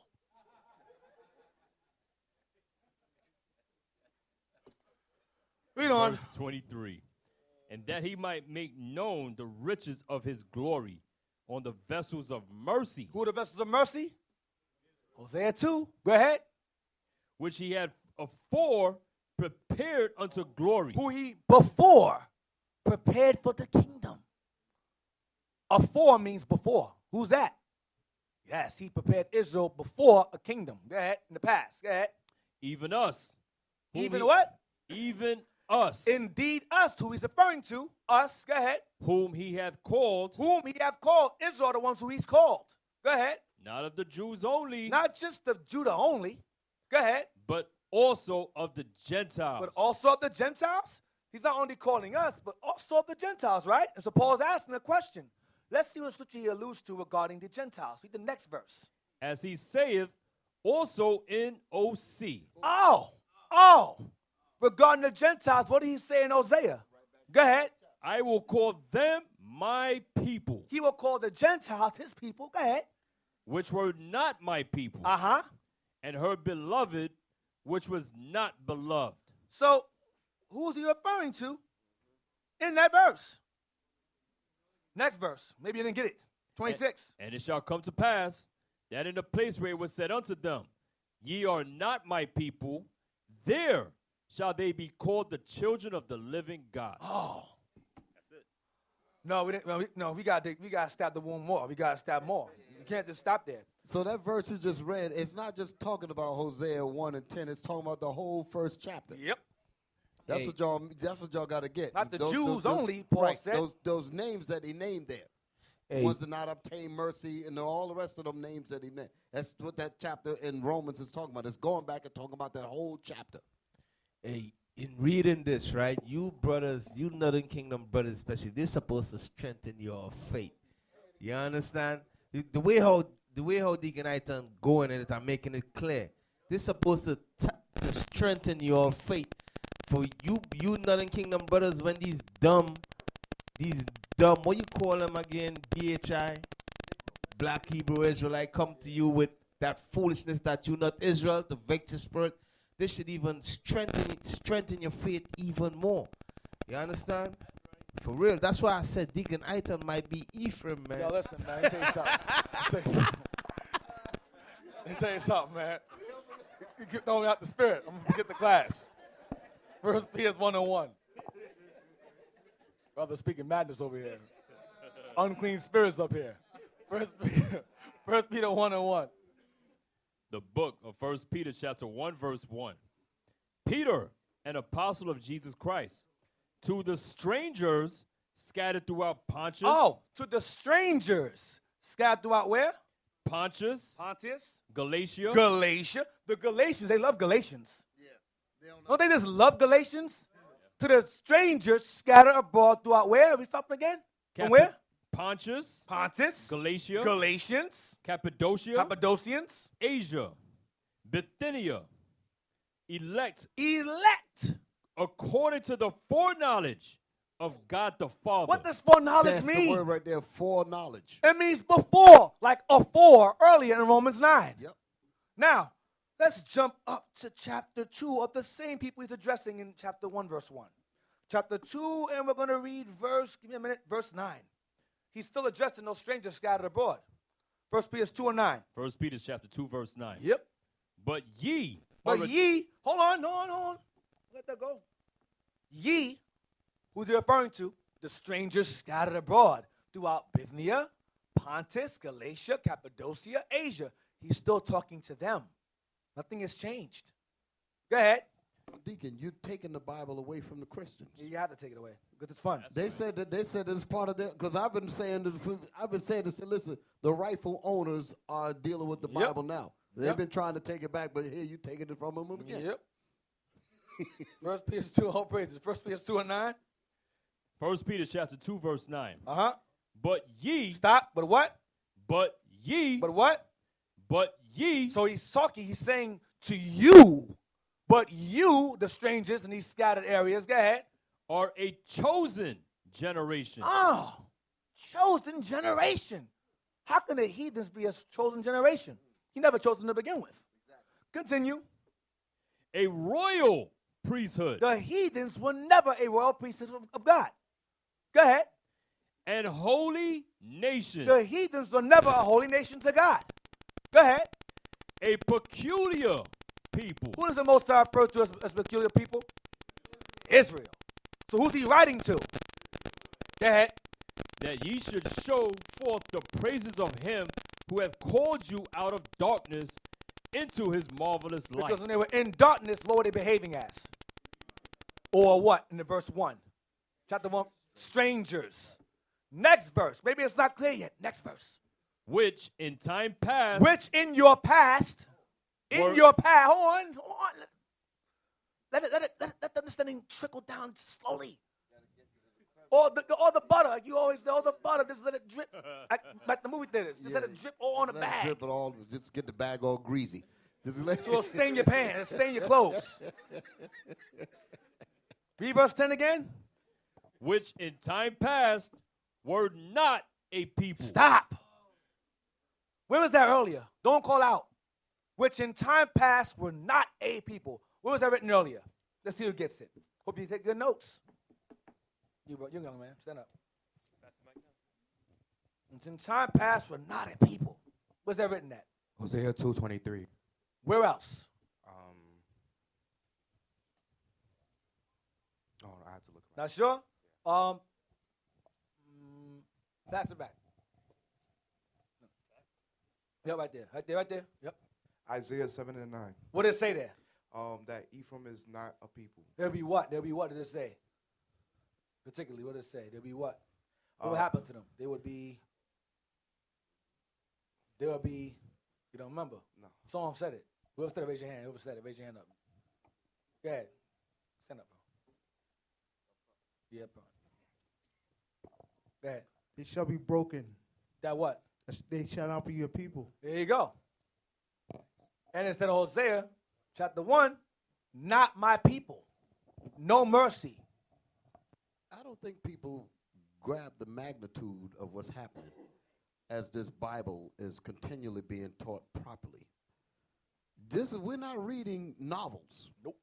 We're not reading a book that some man wrote and put in some museum somewhere. Nope. We're reading the Holy Bible. And this Holy Bible is talking about the Israelites as the so-called minorities. And once that fact gets established, what's going to happen in this planet Earth? You're going home. Do you think about what kind of ripple effect this is going to make throughout the whole planet Earth? That Bible is talking about these people that we call niggas and spicks and all of that. When that realization really hit them, when it really hit them, what do you think is going to happen? It's going to be a hell of a time. That's right. It's going to be a hell of a time. Right. I want to give an explanation on when it says that Ephraim shall be broken and shall not be a people no more. All right. When it says Ephraim shall be broken, and because Ephraim was considered what? A nation. Which nation? The nation of Israel. You understand? So when Ephraim was broken, and Ephraim did not, when the Most High cast them aside, Ephraim was not considered of the nation of Israel no more. You understand? You all understand? So that's why when we read Isaiah, it says that Ephraim shall not be a people no more. You understand? What people? Of the nation of Israel. You know, that's why it says that. Judah believed that Ephraim was no more forever. They didn't understand the Spirit of Christ is revealing to them through the prophets that there was going to be a chance granted to them through the death of his son. They didn't get it. They said, nah, that ain't happening. They finished. They doomed. They're washed. They're done away with. Most of them are gone. But Christ said no. That's what Ephesians is saying. That's what Romans 11 is saying. Right. Cornelius, Acts 10, all of that. 1 Peter 2 and 10 again. Let's finish it up. The book of 1 Peter chapter 2 and verse 10. 10. Which in time past were not a people, Watch this. but are now the people of God, Watch this. which had not obtained mercy, but now have obtained mercy. Where's that written? Hosea chapter 2, verse 23, which is what Paul was quoting regarding the Jews and the Gentiles. Regarding the Jews and the Gentiles, or Judah and Ephraim, Judah and Israel. Same thing. Over and over again. You know what's beautiful about bringing out the scriptures properly? Because the Christians would read that and read that again. Read that statement again. That statement that was just read there. Let me show you how bugged out so-called Christians are. Which in time past were not a people, but are now the people of God. So they're saying that the real Gentiles weren't the people of God, but now through Christianity, they are the people of God now. Right. That's what they teach. If y'all been to church, you know that's what they teach. But this right here, as we go through this history and the information that the deacon is bringing out, that just cold, clear smashes that stupid doctrine. So that's why I said that the more this truth comes out, the more this going to bring it out. The more hell going to come through the system. Because y'all got to recognize something. We, the Israelites, are the backbone to this society. And the more of us that wake up, we become, hey, Deacon, you're going to like this one. We become malfunctioning slaves in this system. As the more of us that keep waking up, they're going to be like, wait a minute, my slaves ain't acting right. They're trying to get themselves together. We need to bring them back. The traumatic bonding is being broken. Right, the traumatic bonding is being broken. Get jewishvirtuallibrary.org, the Assyrians. Jewish virtual library. In their own library regarding the Assyrians. I'm going to use their own stuff against them. So they can't say this cult is using our own stuff. Either way, but just for fun of it. We're going to start where it says, the Assyrian conqueror invented. Read it earlier, we're going to read it again, briefly, regarding how they became broken when they were scattered among the Assyrians in the Assyrian provinces, among the cities of the Medes, Gozan, Halah, Habor. You remember that? The rivers. So the Assyrian conqueror invented. We want to start from there. It should be there coming up. On the Assyrian conqueror invented. Right there. The Assyrian conquerors invented. The Assyrian conquerors invented a new policy towards the conquered. Which would be Ephraim. Go ahead. In order to prevent nationalist revolts. Stop. A nationalist revolt means a racial assault, meaning a nation gathered together to revolt against them. He was going to stop that altogether. Go ahead. In order to prevent nationalist revolts by the conquered people. Uh-huh. The Assyrians would force the people they conquered to migrate in large numbers to other areas of the empire. Something like the, I don't know, the Chelatiers. Just like that. Go ahead. Besides guaranteeing the security of an empire built off of conquered people, Oh, whoa. Besides doing what now? besides guaranteeing the security Just of hold on. Besides guaranteeing the security of an empire that does what? built off of conquered people of different cultures and languages. So they created a invention that would guarantee the security of their empire built off of conquered people. Doesn't that sound so familiar, Dickie? Oh, very, very familiar. It rings a bell, right, Dickie? A big bell. The Can't big put my bell. finger on it, trying to figure out what it sounds like. It sounds like America, almost. I wanted them to say it. Oh, I'm sorry. Do y'all recognize what this right here says? This telling you just like what I just said just a second ago. This society depends on us. And they have created a situation of traumatic bonding for us to continue to want to bond with them, Stockholm syndrome and all that, to keep this security going. To avoid nationalist revolts or to stop black identity terrorists. That's what that's for. That line is heavy. Good. Guaranteeing the security Uh-huh. of their world Yep. built off the backs of our people. That's the translation of what it's saying. And we want to maintain that. That's what that point is making. Yep. Continue. These mass deportations of the populations in the Middle East, Mesopotamia, Keep and going. Armenia turned the region into a melting pot of diverse cultures. Oh. Turn the region into a melting pot of diverse cultures, religions, and languages. Yeah, the familiar. This is deja vu all over. It's weird. Sounds so American. Melting pot. Melting pot. Boiling which over with which is a slaves. Babylonian Right. invention. I'm showing you what democracy comes from. Go right back to Assyria. And even before that, you had Nimrod do the same thing. Yep. All one people united to him, same exact thing. Just revisit it again later on in time. Let's get Isaiah 20, verse 1. Regarding Ephraim being taken by the Assyrian conquerors. So, to backtrack, we had Pul or Tiglath-Pileser, we had Shalmaneser, we had Sennacherib, Esarhaddon, and that's it, right? So far. Read on.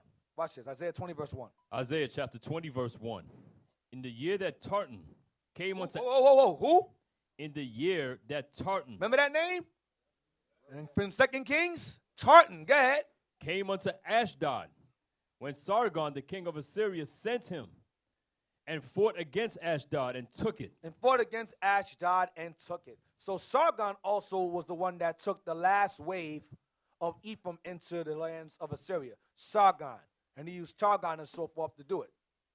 Sargon. So now you have, particularly you also have Baradak Baladan, but he's not really of importance regarding the deportation.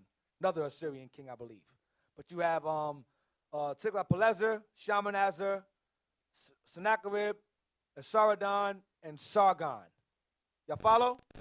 Sargon. These are the ones that were responsible for the large deportation of our people, primarily Northern Kingdom, into foreign lands where assimilation was introduced to them.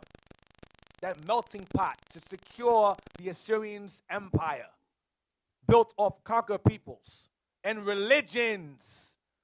And remember, because by all of that being there, it's going to cause what? People to be what? Comfortable and complacent. There'll be no nationalist revolts because everybody's all mingled together, all working as slaves under the same man. Same freaking land. Let me get page 203 of Bible Atlas. Let me get that book. Slide over, Jose. Slide over here. You scanned it already? Yeah, let me get it. This book here, I use it all the time. It's called Bible Atlas with charts and biblical reconstructions.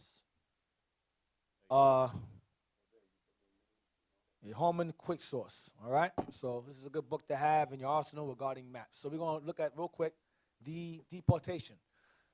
Load up some more if you can. If you can't, that's fine. So to do with that. Yep, this is the fall of Samaria and deportation of Israelites. As you can see, you have, go up to the bottom. It's going to show you what the arrows are for.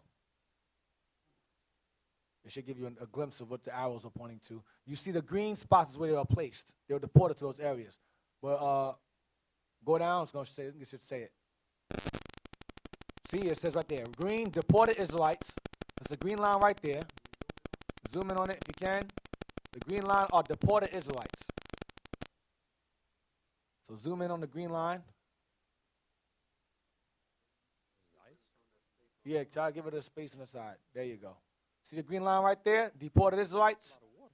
All them green lines is us being deported. You see from Israel right there, the bottom.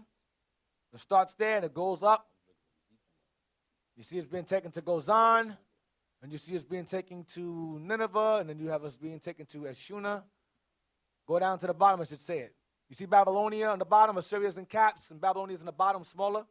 That means this is Assyria ruling at the time. Go down, over to the bottom of the page, to the writing, down, down, down. Stop. Resettled Israelites. See the green dot spot there? Go back up to the green spots, you'll see it. Go back up to the map again. Up. See them green spots there? Gozan, Hula, Nineveh, see that? That's where Israel is settled. Then the red lines are where they put those heathens out of Hala, Nineveh into our land. The red line goes, they're basically doing a switch up. Green lines go to heathen lands, heathens go into our land. You see that? Kind of like today. The Irish, the German, the Russian, same thing, yeah, same thing. Go down to the bottom of the words. We see the words. Down. See, it mentions the same thing. 2 Kings 17, 5-7. That's why I always go there. Go down. Syrian captives, they took them captive too. That's all I want. So now, let's get 2 Kings 22, verse 1. And we're going to jump to 23. The book of 2 Kings, chapter 22, verse 1. Verse 1, yeah. Josiah was 8 years old when he began to reign. So now we got Josiah. Now you have Ahaz, Hezekiah, then you have Manasseh, Amon, then you have Josiah. So Hezekiah's great-great-great-grandson. Read it again. Josiah was 8 years old when he began to reign. Josiah was 8 years old when he began to reign. Go ahead. And he reigned 31 years in Jerusalem. And Let me get there. Go ahead. And his mother's name was Jedidah, right. the daughter of Adiah of Baskoth. All right, so now, let's jump to chapter 23, verse 24. So we're done with Josiah now. For a good reason, too. We're going to jump to verse 24 to 29. 2 Kings chapter 23, verse 24. Moreover, the workers with familiar spirits, and the wizards, and the images, and the idols, and all the abominations that was spied in the land of Judah and in Jerusalem, did Josiah put away, that he might perform the words of the law, which were written in a book that Hilkiah the priest found in the house of the So Lord. Josiah was righteous. He followed behind Hezekiah's footsteps. Go ahead. And like unto him was there no king before him that turned to the Lord with all his heart, and with all his soul, and with all his might, according to all the law of Moses. Neither after him arose there any like him. Go ahead.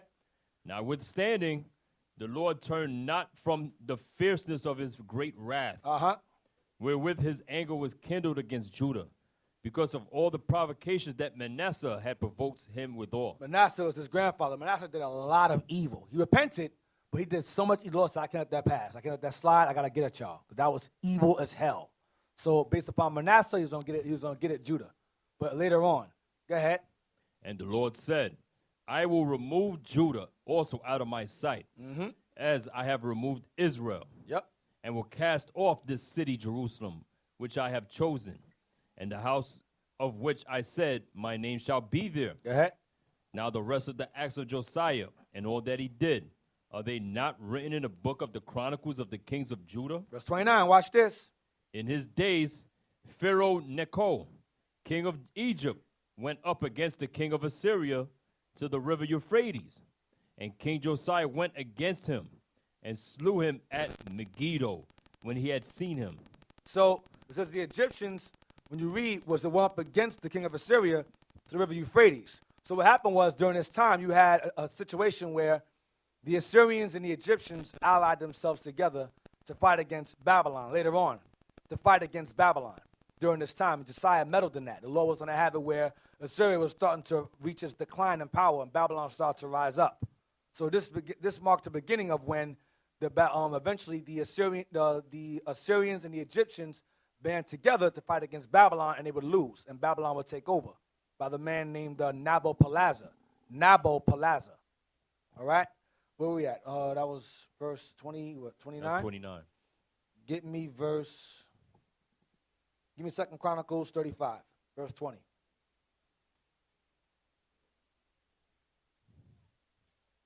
Second Chronicles 35, verse 20. The book of 2 Chronicles, chapter 35, verse 20. Uh-huh. After all this, when Josiah had prepared the temple, Necho, king of Egypt, came up to fight against Carchemish Carchemish, that's the battle of Babylon. So they're fighting against the Babylonians. Go ahead.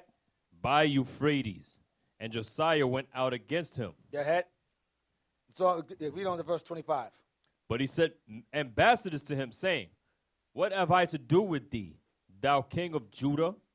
I come not against thee this day, but against the house wherewith I have war.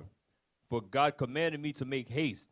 Forbear thee from meddling with God, who is with me, that he destroy thee not. Go ahead. Nevertheless, Josiah would not turn his face from him, but disguised himself, that he might fight with him, and hearken not unto the words of Necho from the mouth of God. Uh-huh. And came to fight in the valley of Megiddo. Go ahead. And the archers shot at King Josiah. And the king said to his servant, Have me away, for I am sore wounded. Uh-huh. His servants therefore took him out of that chariot and put him in the second chariot that he had. And they brought him to Jerusalem, and he died and was buried in one of the sepulchres of his fathers. And all Judah and Jerusalem mourned for Josiah. And Jeremiah lamented for Josiah. And all the singing men and the singing women spake of Josiah in their lamentations to this day, and made them an ordinance in Israel. And behold, they are written in the lamentations. So Josiah meddled with an empire trying to take over, which he shouldn't have done that. So you had the Assyrians and the Egyptians rode over to Carchemish to battle against the Babylonians. The Babylonians smashed them both. He thrashed them both. Which marked the decline of the Assyrian Empire. This right here marks the decline. It's around 605 BC. Marks the decline of the Assyrian Empire. Starting with this here, or 609. This is 609 BC. It's called the Egypto-Assyrian assault. Egypto-Assyrian assault. When they were trying to fight against Babylon, they both got thrashed. Let's get the PDF now. PDF, Lost Tribes of Israel, I sent you. Written by Dirk Lang. We're going to go to the abstract. It's the first page. I sent you a PDF.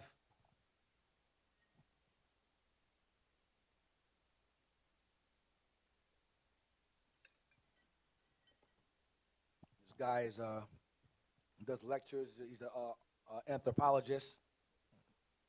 It's a PDF. There's a few pages.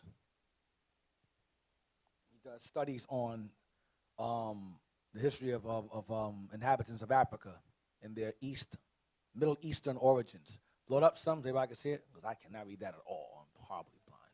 All I see is anthropos, that's it. The rest is mysteries. There we go. Origin of the Yoruba and the Lost Tribes of Israel by Dirk Lang. We're going to read the abstract. Go down. Captain Messiah. Blow up some more. So you're going to read along. Everybody probably can't see from that. Abstract. From abstract. Yep. Origin of the Yoruba and the Lost Tribe. Uh-huh. Abstract. On the basis of comparative studies between the dynastic tradition of the Oyo Yoruba. The Oyo is the I believe it's the empire in which Yoruba is resided in. It was called the Oyo. Oyo Yoruba. Those of you who are from there know what I'm talking about. Some of you are actually from there in this classroom. Right? Those y'all raise your hand from Yoruba. Some of y'all in here. Oh, you'll see upstairs. One. There we go. There you go. See it? One. That's what that matters. Nah, but it's some in different states also. Gotta hear from there. Go ahead. And ancient Near Eastern history. Go ahead. The present article argues that Yoruba traditions of provenance, claiming immigration from the north, Hold on, go back. Claiming what? Immigration from claiming where? from the Near East, Claiming immigration from the Near East. Go ahead. are basically correct. He realized that it's correct, that he did studies confirming that the lineage of the Yoruba came from the East. Because the Yoruba resided in the western regions of Africa. They came from the East. Go ahead. According to Oyo Yoruba tradition, According to their traditions, their writings, go ahead. the ancestral Yoruba saw the Assyrian conquest of the Israelite kingdom Oh, they saw it. Go ahead. from the 9th and the 8th centuries BC. 800s and 900s. Go ahead. From the perspective of the Israelites. Because they were Israelites. That's how you saw it from that perspective. Go ahead. After the fall of Samaria in 722 BC, they were deported to eastern Syria. They were what? Deported to eastern Syria Because the Syrians were conquered also. Go ahead. and adopted the ruling Assyrian kings as their own. Because the process of assimilation was instituted in their minds. So they began to embrace the Assyrians as their kings. Go ahead. The collapse of the Assyrian Empire is, however, mainly seen through the eyes of the Babylonian conquerors Babylonian conquerors gave a more historical account because they were the ones that were conquered. They were the conquerors. Go ahead. of Nineveh in 612 BC. That's the conquering. Go ahead. Because what happened with Josiah happened, I believe, around 605. Go ahead. This second shift of perspective reflects the disillusionment of the Israelite and Babylonian deportees from Syria, Palestine, towards the Assyrian They were oppressors. taken to that place. Go ahead. After the defeat of the Egypto-Assyrian forces at We Carchemish, read that earlier, but Josiah interfered with that. After the defeat of the Egypto-Assyrian forces at Carchemish in Syria in 605 BC, Josiah was meddling in that, and the Lord put him to death for meddling in that business. Go ahead. numerous deportees Numerous deportees. Go ahead. followed the fleeing Egypto-Assyrian troops. So when the Babylonians thrashed this alliance between the Egyptians and Assyrians, these people fled into Africa, and some of us fled along with them because we were in their armies as well. We fled with them. Go ahead. Into where? to the Nile Valley To the Nile. Go ahead. before continuing their migration to sub-Saharan Africa. That's all I want. That's all I want. This is the abstract. Now, let's get Isaiah 31, verse 1. The book of Isaiah, chapter 31, verse 1. Woe to them that go down to Egypt. That's what Israel do. Israel always had a habit. Whenever Assyria or Babylon rose up, we fled to Egypt, thinking that Egypt was the big bad, was the tough guy. Then they would get beaten up along with us by the Assyrians and Babylonians. Read again. Woe to them that go down to Egypt for help. That's what Hosea did. Before the Assyrian overthrew him, he tried to give him presents to conspire against him. Go ahead. And stay on horses Believe in horses. and trust in chariots, Trust in their chariots. because they are many, and in horsemen, because they are very strong. Go ahead. But they look not unto the Holy One of Israel, Uh-huh. neither seek the Lord. Yet he also is wise, and will bring evil, and will not call back his words, but will arise against the house of the evildoers, and against the help of them that work iniquity. Go ahead. Now the Egyptians are men, Now the Egyptians are men. Go ahead. and not God. Because we thought that the Egyptians are God. Like we think the white man is God today. Same thing. Go ahead. And their horses flesh, and not spirit. When the Lord shall stretch out his hand, both he and that helpeth shall fall. Both he that helpeth, meaning the Egyptians, shall fall. Go ahead. And he that is hoping He that has helped, go ahead. shall fall down. Us, go ahead. And they all shall fail together. They shall fall. They shall what? Fail together. They shall all fail or fall. Fail. That says, mine says fail. Oh, fail. They shall all fail together. So the Egyptians, along with the Assyrians, who we relied on, fell along. We fell also. We ran also from the Babylonians. Let's get DeYerkling.com to get his credentials, to see who he is. So you think I'm making this guy up. DeerkLang.com. Books. It's /book. I sent you the link. Deerk Lang. Read what he has there. It says Ancient Kingdoms of West Africa. That's his specialty. Ancient Kingdoms of West Africa, 2004. Read right there at the top. Africa, what does it say? Africa-centered and the Canaanite Israelite perspective. Africa-centered and the Canaanite Israelite perspectives. Let's jump down. Jump down, jump down, jump down. I don't want all of that. Hold on, go down, go down. The author, right there. That's him right there. Move it over. If you can, move it over to, so everybody can see it, center it. Yeah, I want the author about him. That's him right there. He's in Africa there. Read what it says there. The author, Deerk Lang, is professor of African history at the University of Beirut in Germany. So a lot of his books are written in German, I think in German and in Dutch. So those of you who are in our congregation, y'all speak that, so you might be able to buy his books and get back to us and translate it for us, because a lot of his literature is written in languages I can't speak or understand, so maybe y'all can buy them. But his literature is written, he's from University of Beirut in Germany. Go ahead. He presents here the results of more than 30 years of research devoted to the history of Africa, and explains his more recent focus on relations with Phoenician North Africa. Keep that word in mind. His focus is relations with Phoenician North Africa. Please, please, keep that in mind. Phoenician North Africa. Keep that in mind. Go ahead. That's his focus. His focus is on the relations of Phoenician North Africa. Go ahead. Before his appointment in Beirut, he studied African and Islamic history as well as anthropology in Paris. Worked on Arabic texts for 4 years in Cairo, and taught African and Islamic history for 5 years at the University of Niamey. He crossed the Sahara several times and undertook more than 15 research trips to Nigeria, Niger, and Chad. Go ahead. His publications in 3 languages included 2 books. So his publications in 3 languages. See that? Different foreign languages. Go ahead. Numerous articles in learned journals, and 2 contributions to the UNESCO History of Africa.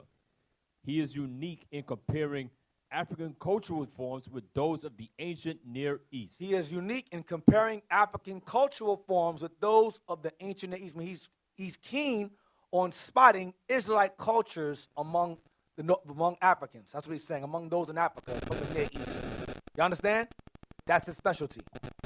In Phoenician North Africa. Keep that in mind. Forget that term.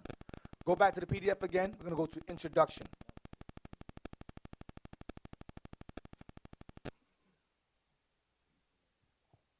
We're going to go to introduction. We're going to read that. Yep, read that. Introduction.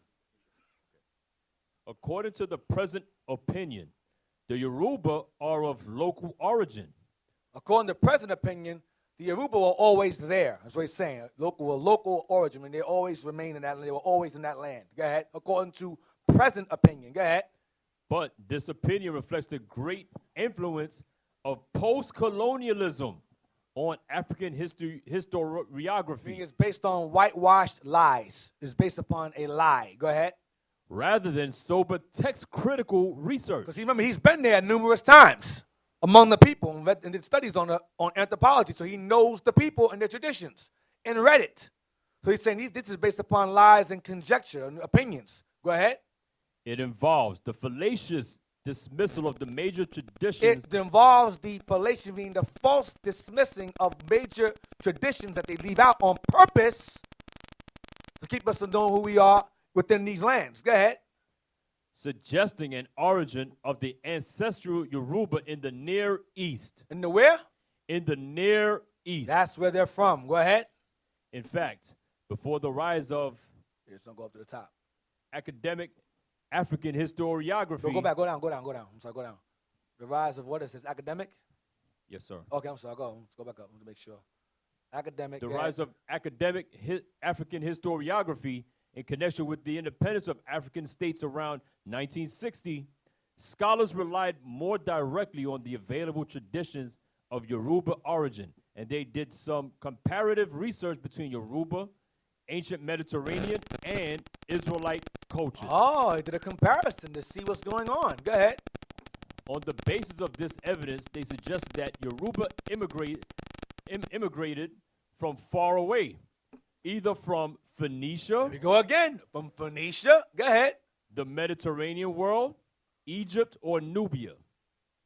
If any of these suppositions could be shown to be true and present opinion to be ideologically biased, it would mean that a culture of the ancient world survived in sub-Saharan Africa, which in the area of origin was superseded by subsequent sweeping developments such as Hellenization, Christianization, and Islamization. That's how it got changed. So they were keeping Israelite cultures until these three things were introduced. The Greeks came along, then the Arabs came afterwards. The whites came along, the Arabs came afterwards, changing their original traditions that were documented among the people that he found. Continue.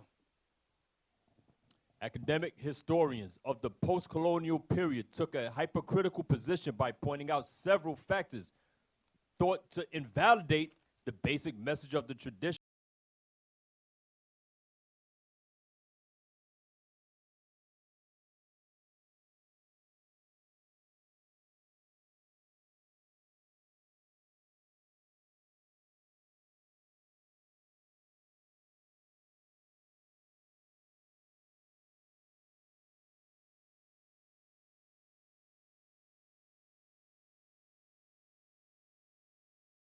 Arabs. No. That's how it happened. Go ahead. Supposing that Because local, later on, the Arabs chased us further into the western regions of Africa. We'll get to that later on. Go ahead. supposing that local keepers of traditions manipulated the historical data for the sake of inventing a prestigious history equivalent to that of Muslims and Christians. Mean lies are made revolving around how they got there. Go ahead. More particularly, they accuse scholars who do not conform to Afrocentric attempts to reconstruct African history of following the so-called Hamitic hypothesis. A Hamitic what? Hypothesis. A Hamitic guess. We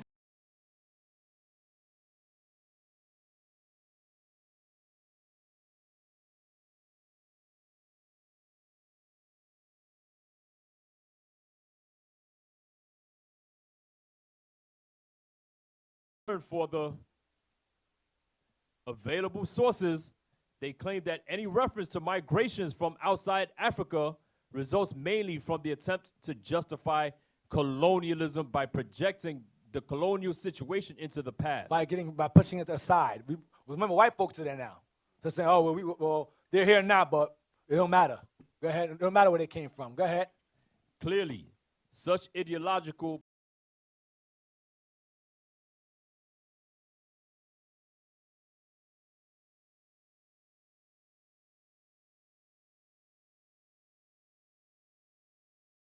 Information that was presented originally sets up barriers for those who are trying to seek the truth behind where they came from. That's what he's saying. There's barriers, meaning there's lies set up to cause you to deviate from the facts that are right in front of your face, from their sources to the people. Go ahead. Moreover, they greatly inhibit any attempt to venture beyond, Those same barriers greatly inhibit or stop you from attempting to venture beyond. Go ahead. beyond the natural barriers of regional studies, and they create enormous obstacles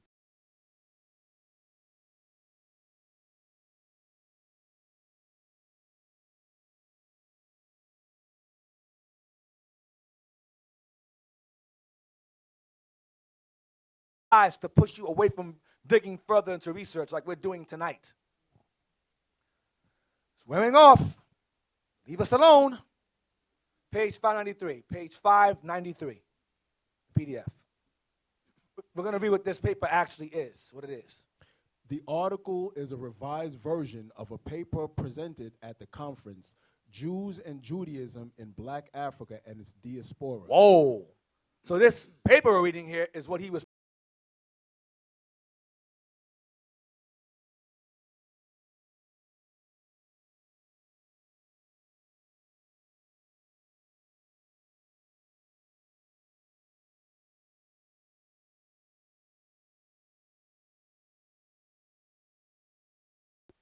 at the University of London, When? October 30th to the 31st, 2010. That's where it was held at. Why would a bunch of University of London discussing Jews in black Africa? How come we discussed in public schools? They didn't get what you just said. Well, explain it.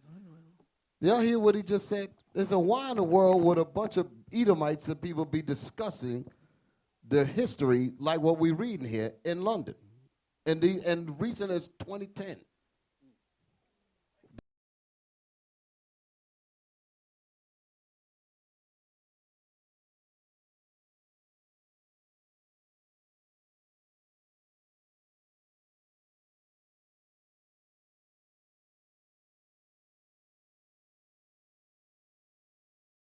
Reason why we're traveling all over these countries to bring back the remnant of these same people. This is all prophecy, and they're having discussions on this in these prestigious conferences and 8 all years of that. ago. Page 591. We're going to start at contrary to others, and we're going to end at descendants.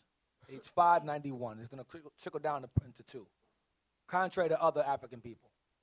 Read the point. 1.4. What is it?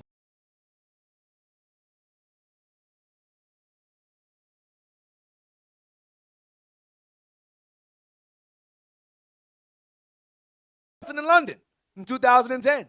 Go ahead. Contrary to other African people, such as the neighboring Igbo in southwestern Nigeria, the Yoruba never claimed an Israelite identity. Go ahead. Although several authors pointed Why out they never claimed it? Why never claimed it? What happened?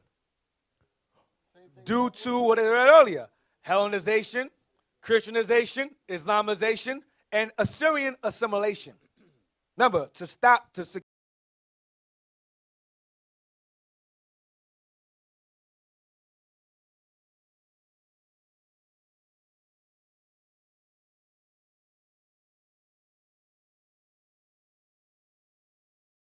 although several authors pointed out the existence of Israelite customs among the Yoruba, see, go ahead. they saw them as side effects of, quote, Israelite influences and not as a result of a direct cultural transfer through migration from the northern kingdom of Israel. So they're saying, oh, they're not Israelites. They just learned from Israelites that were there.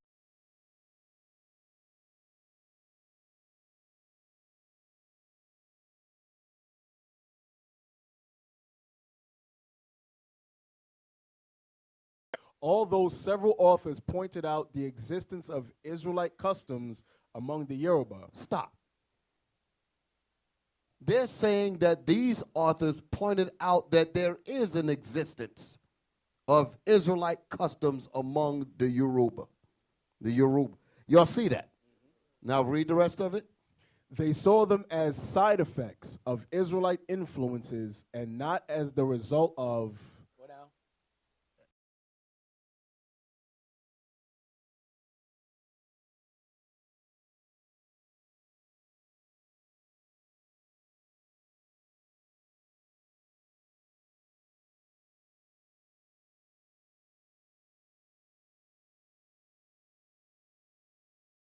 some side thing. No, it wasn't no side thing. They were the Israelites. It's telling you that the Yorubas were the migration of northern kingdom of Israel and Africa. That's what it's telling you. That's what it's saying Yoruba is. But in case you were waking up too fast, they said, well, let me put them back to sleep with this. Right, but remember, Israel didn't just conquer Ephraim. They conquered remnants of Judah also because we shared lands. As I said before, Simeon had land within Judah. When Assyria went against take Simeon, they took some of us along with them.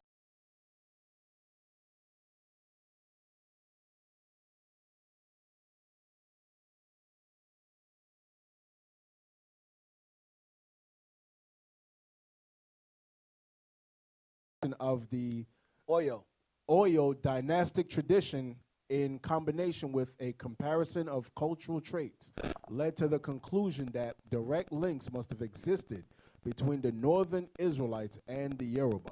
Come on, that's the point right there. That's the point right there. Direct It tells links you that between is a direct link. Between the northern kingdom Israelites and the Yoruba. Go ahead. No, it was no side thing. However, owing to the incomplete study of Oyo tradition, This conclusion did not indicate the precise nature of the historical connection between ancient Israel and the Oyo Yoruba, Go ahead. avoiding the unmentionable notion of mass migration from the ancient Near East. Hear what he's saying? They're avoiding the unmentionable notion of mass migration from the Near East.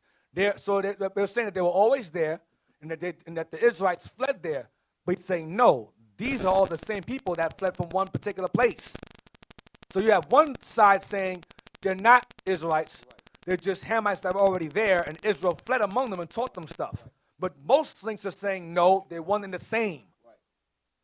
That's his argument. Go ahead. Avoiding the what? Avoiding the unmentionable notion of mass migration from the ancient Near East. It suggested instead that the remnants of Israelite traditions and culture traits were the result of sporadic influences from Syria-Palestine via Egypt, or of long-lasting trade relations between Phoenician North Africa and sub-Saharan Go West again with Africa. that Phoenician North Africa thing again. We're going to deal with that. Continue the notion of the lost of the 10 tribes. I'm sorry. The notion of the lost the notion of the 10 lost tribes of Israel, on the other hand, is a convenient designation for the northern Israelites deported by Tiglath-Pileser III Ah, and who?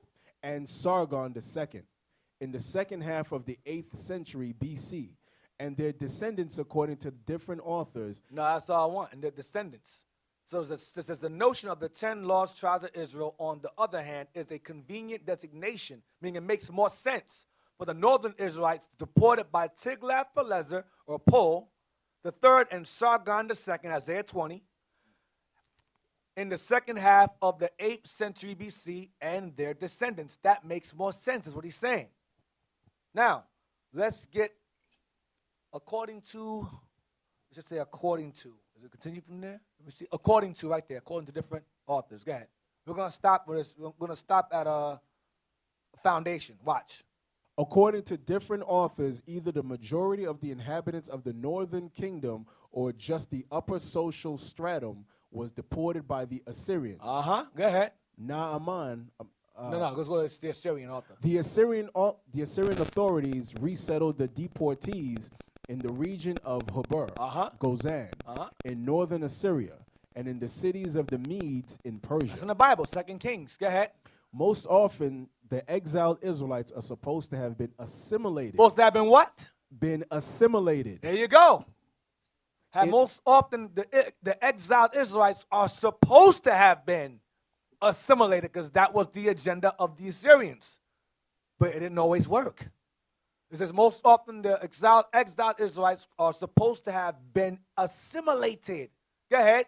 In their new settlements. Go ahead. By the indigenous population. Go ahead. So that the idea of the lost tribes of Israel surviving in some other location is thought to correspond to a myth. See that? So they're saying, see, that's the lie. Oh, they all assimilated. So since all Ephraim mixed around the heathens that were conquered by the Assyrians, they're no more. They're mixed in with everybody else because they were supposed to be assimilated, but not all of them assimilated. Go ahead. However, without historical foundation. Wait, I'm sorry. Read that part again. Most often, the exiled Israelites.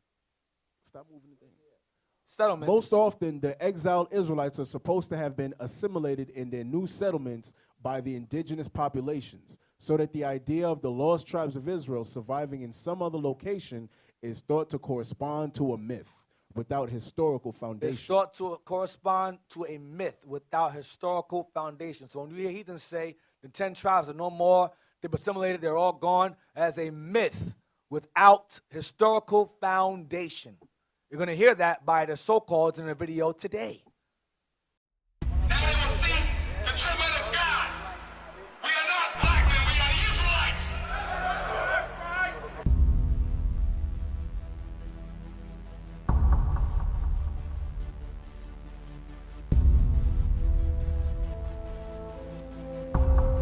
Take care of us. Take care of us. And our children too. And our children too. We have abandoned.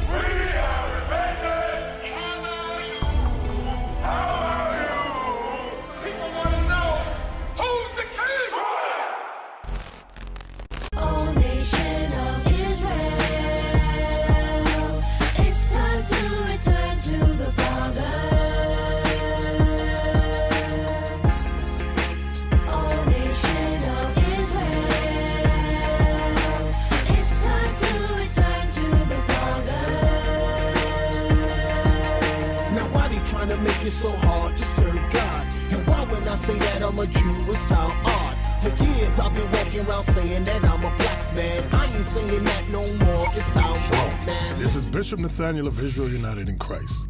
Please subscribe to our YouTube channels.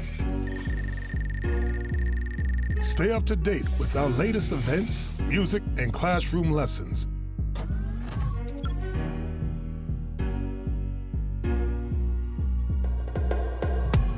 IUIC plans to continue visiting different countries where this gospel has not been preached before. IUIC needs your help in pushing this truth.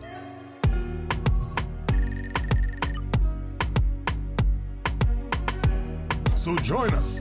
Subscribe to our Instagram, Facebook, Twitter, and podcasts, and stay up to date with us.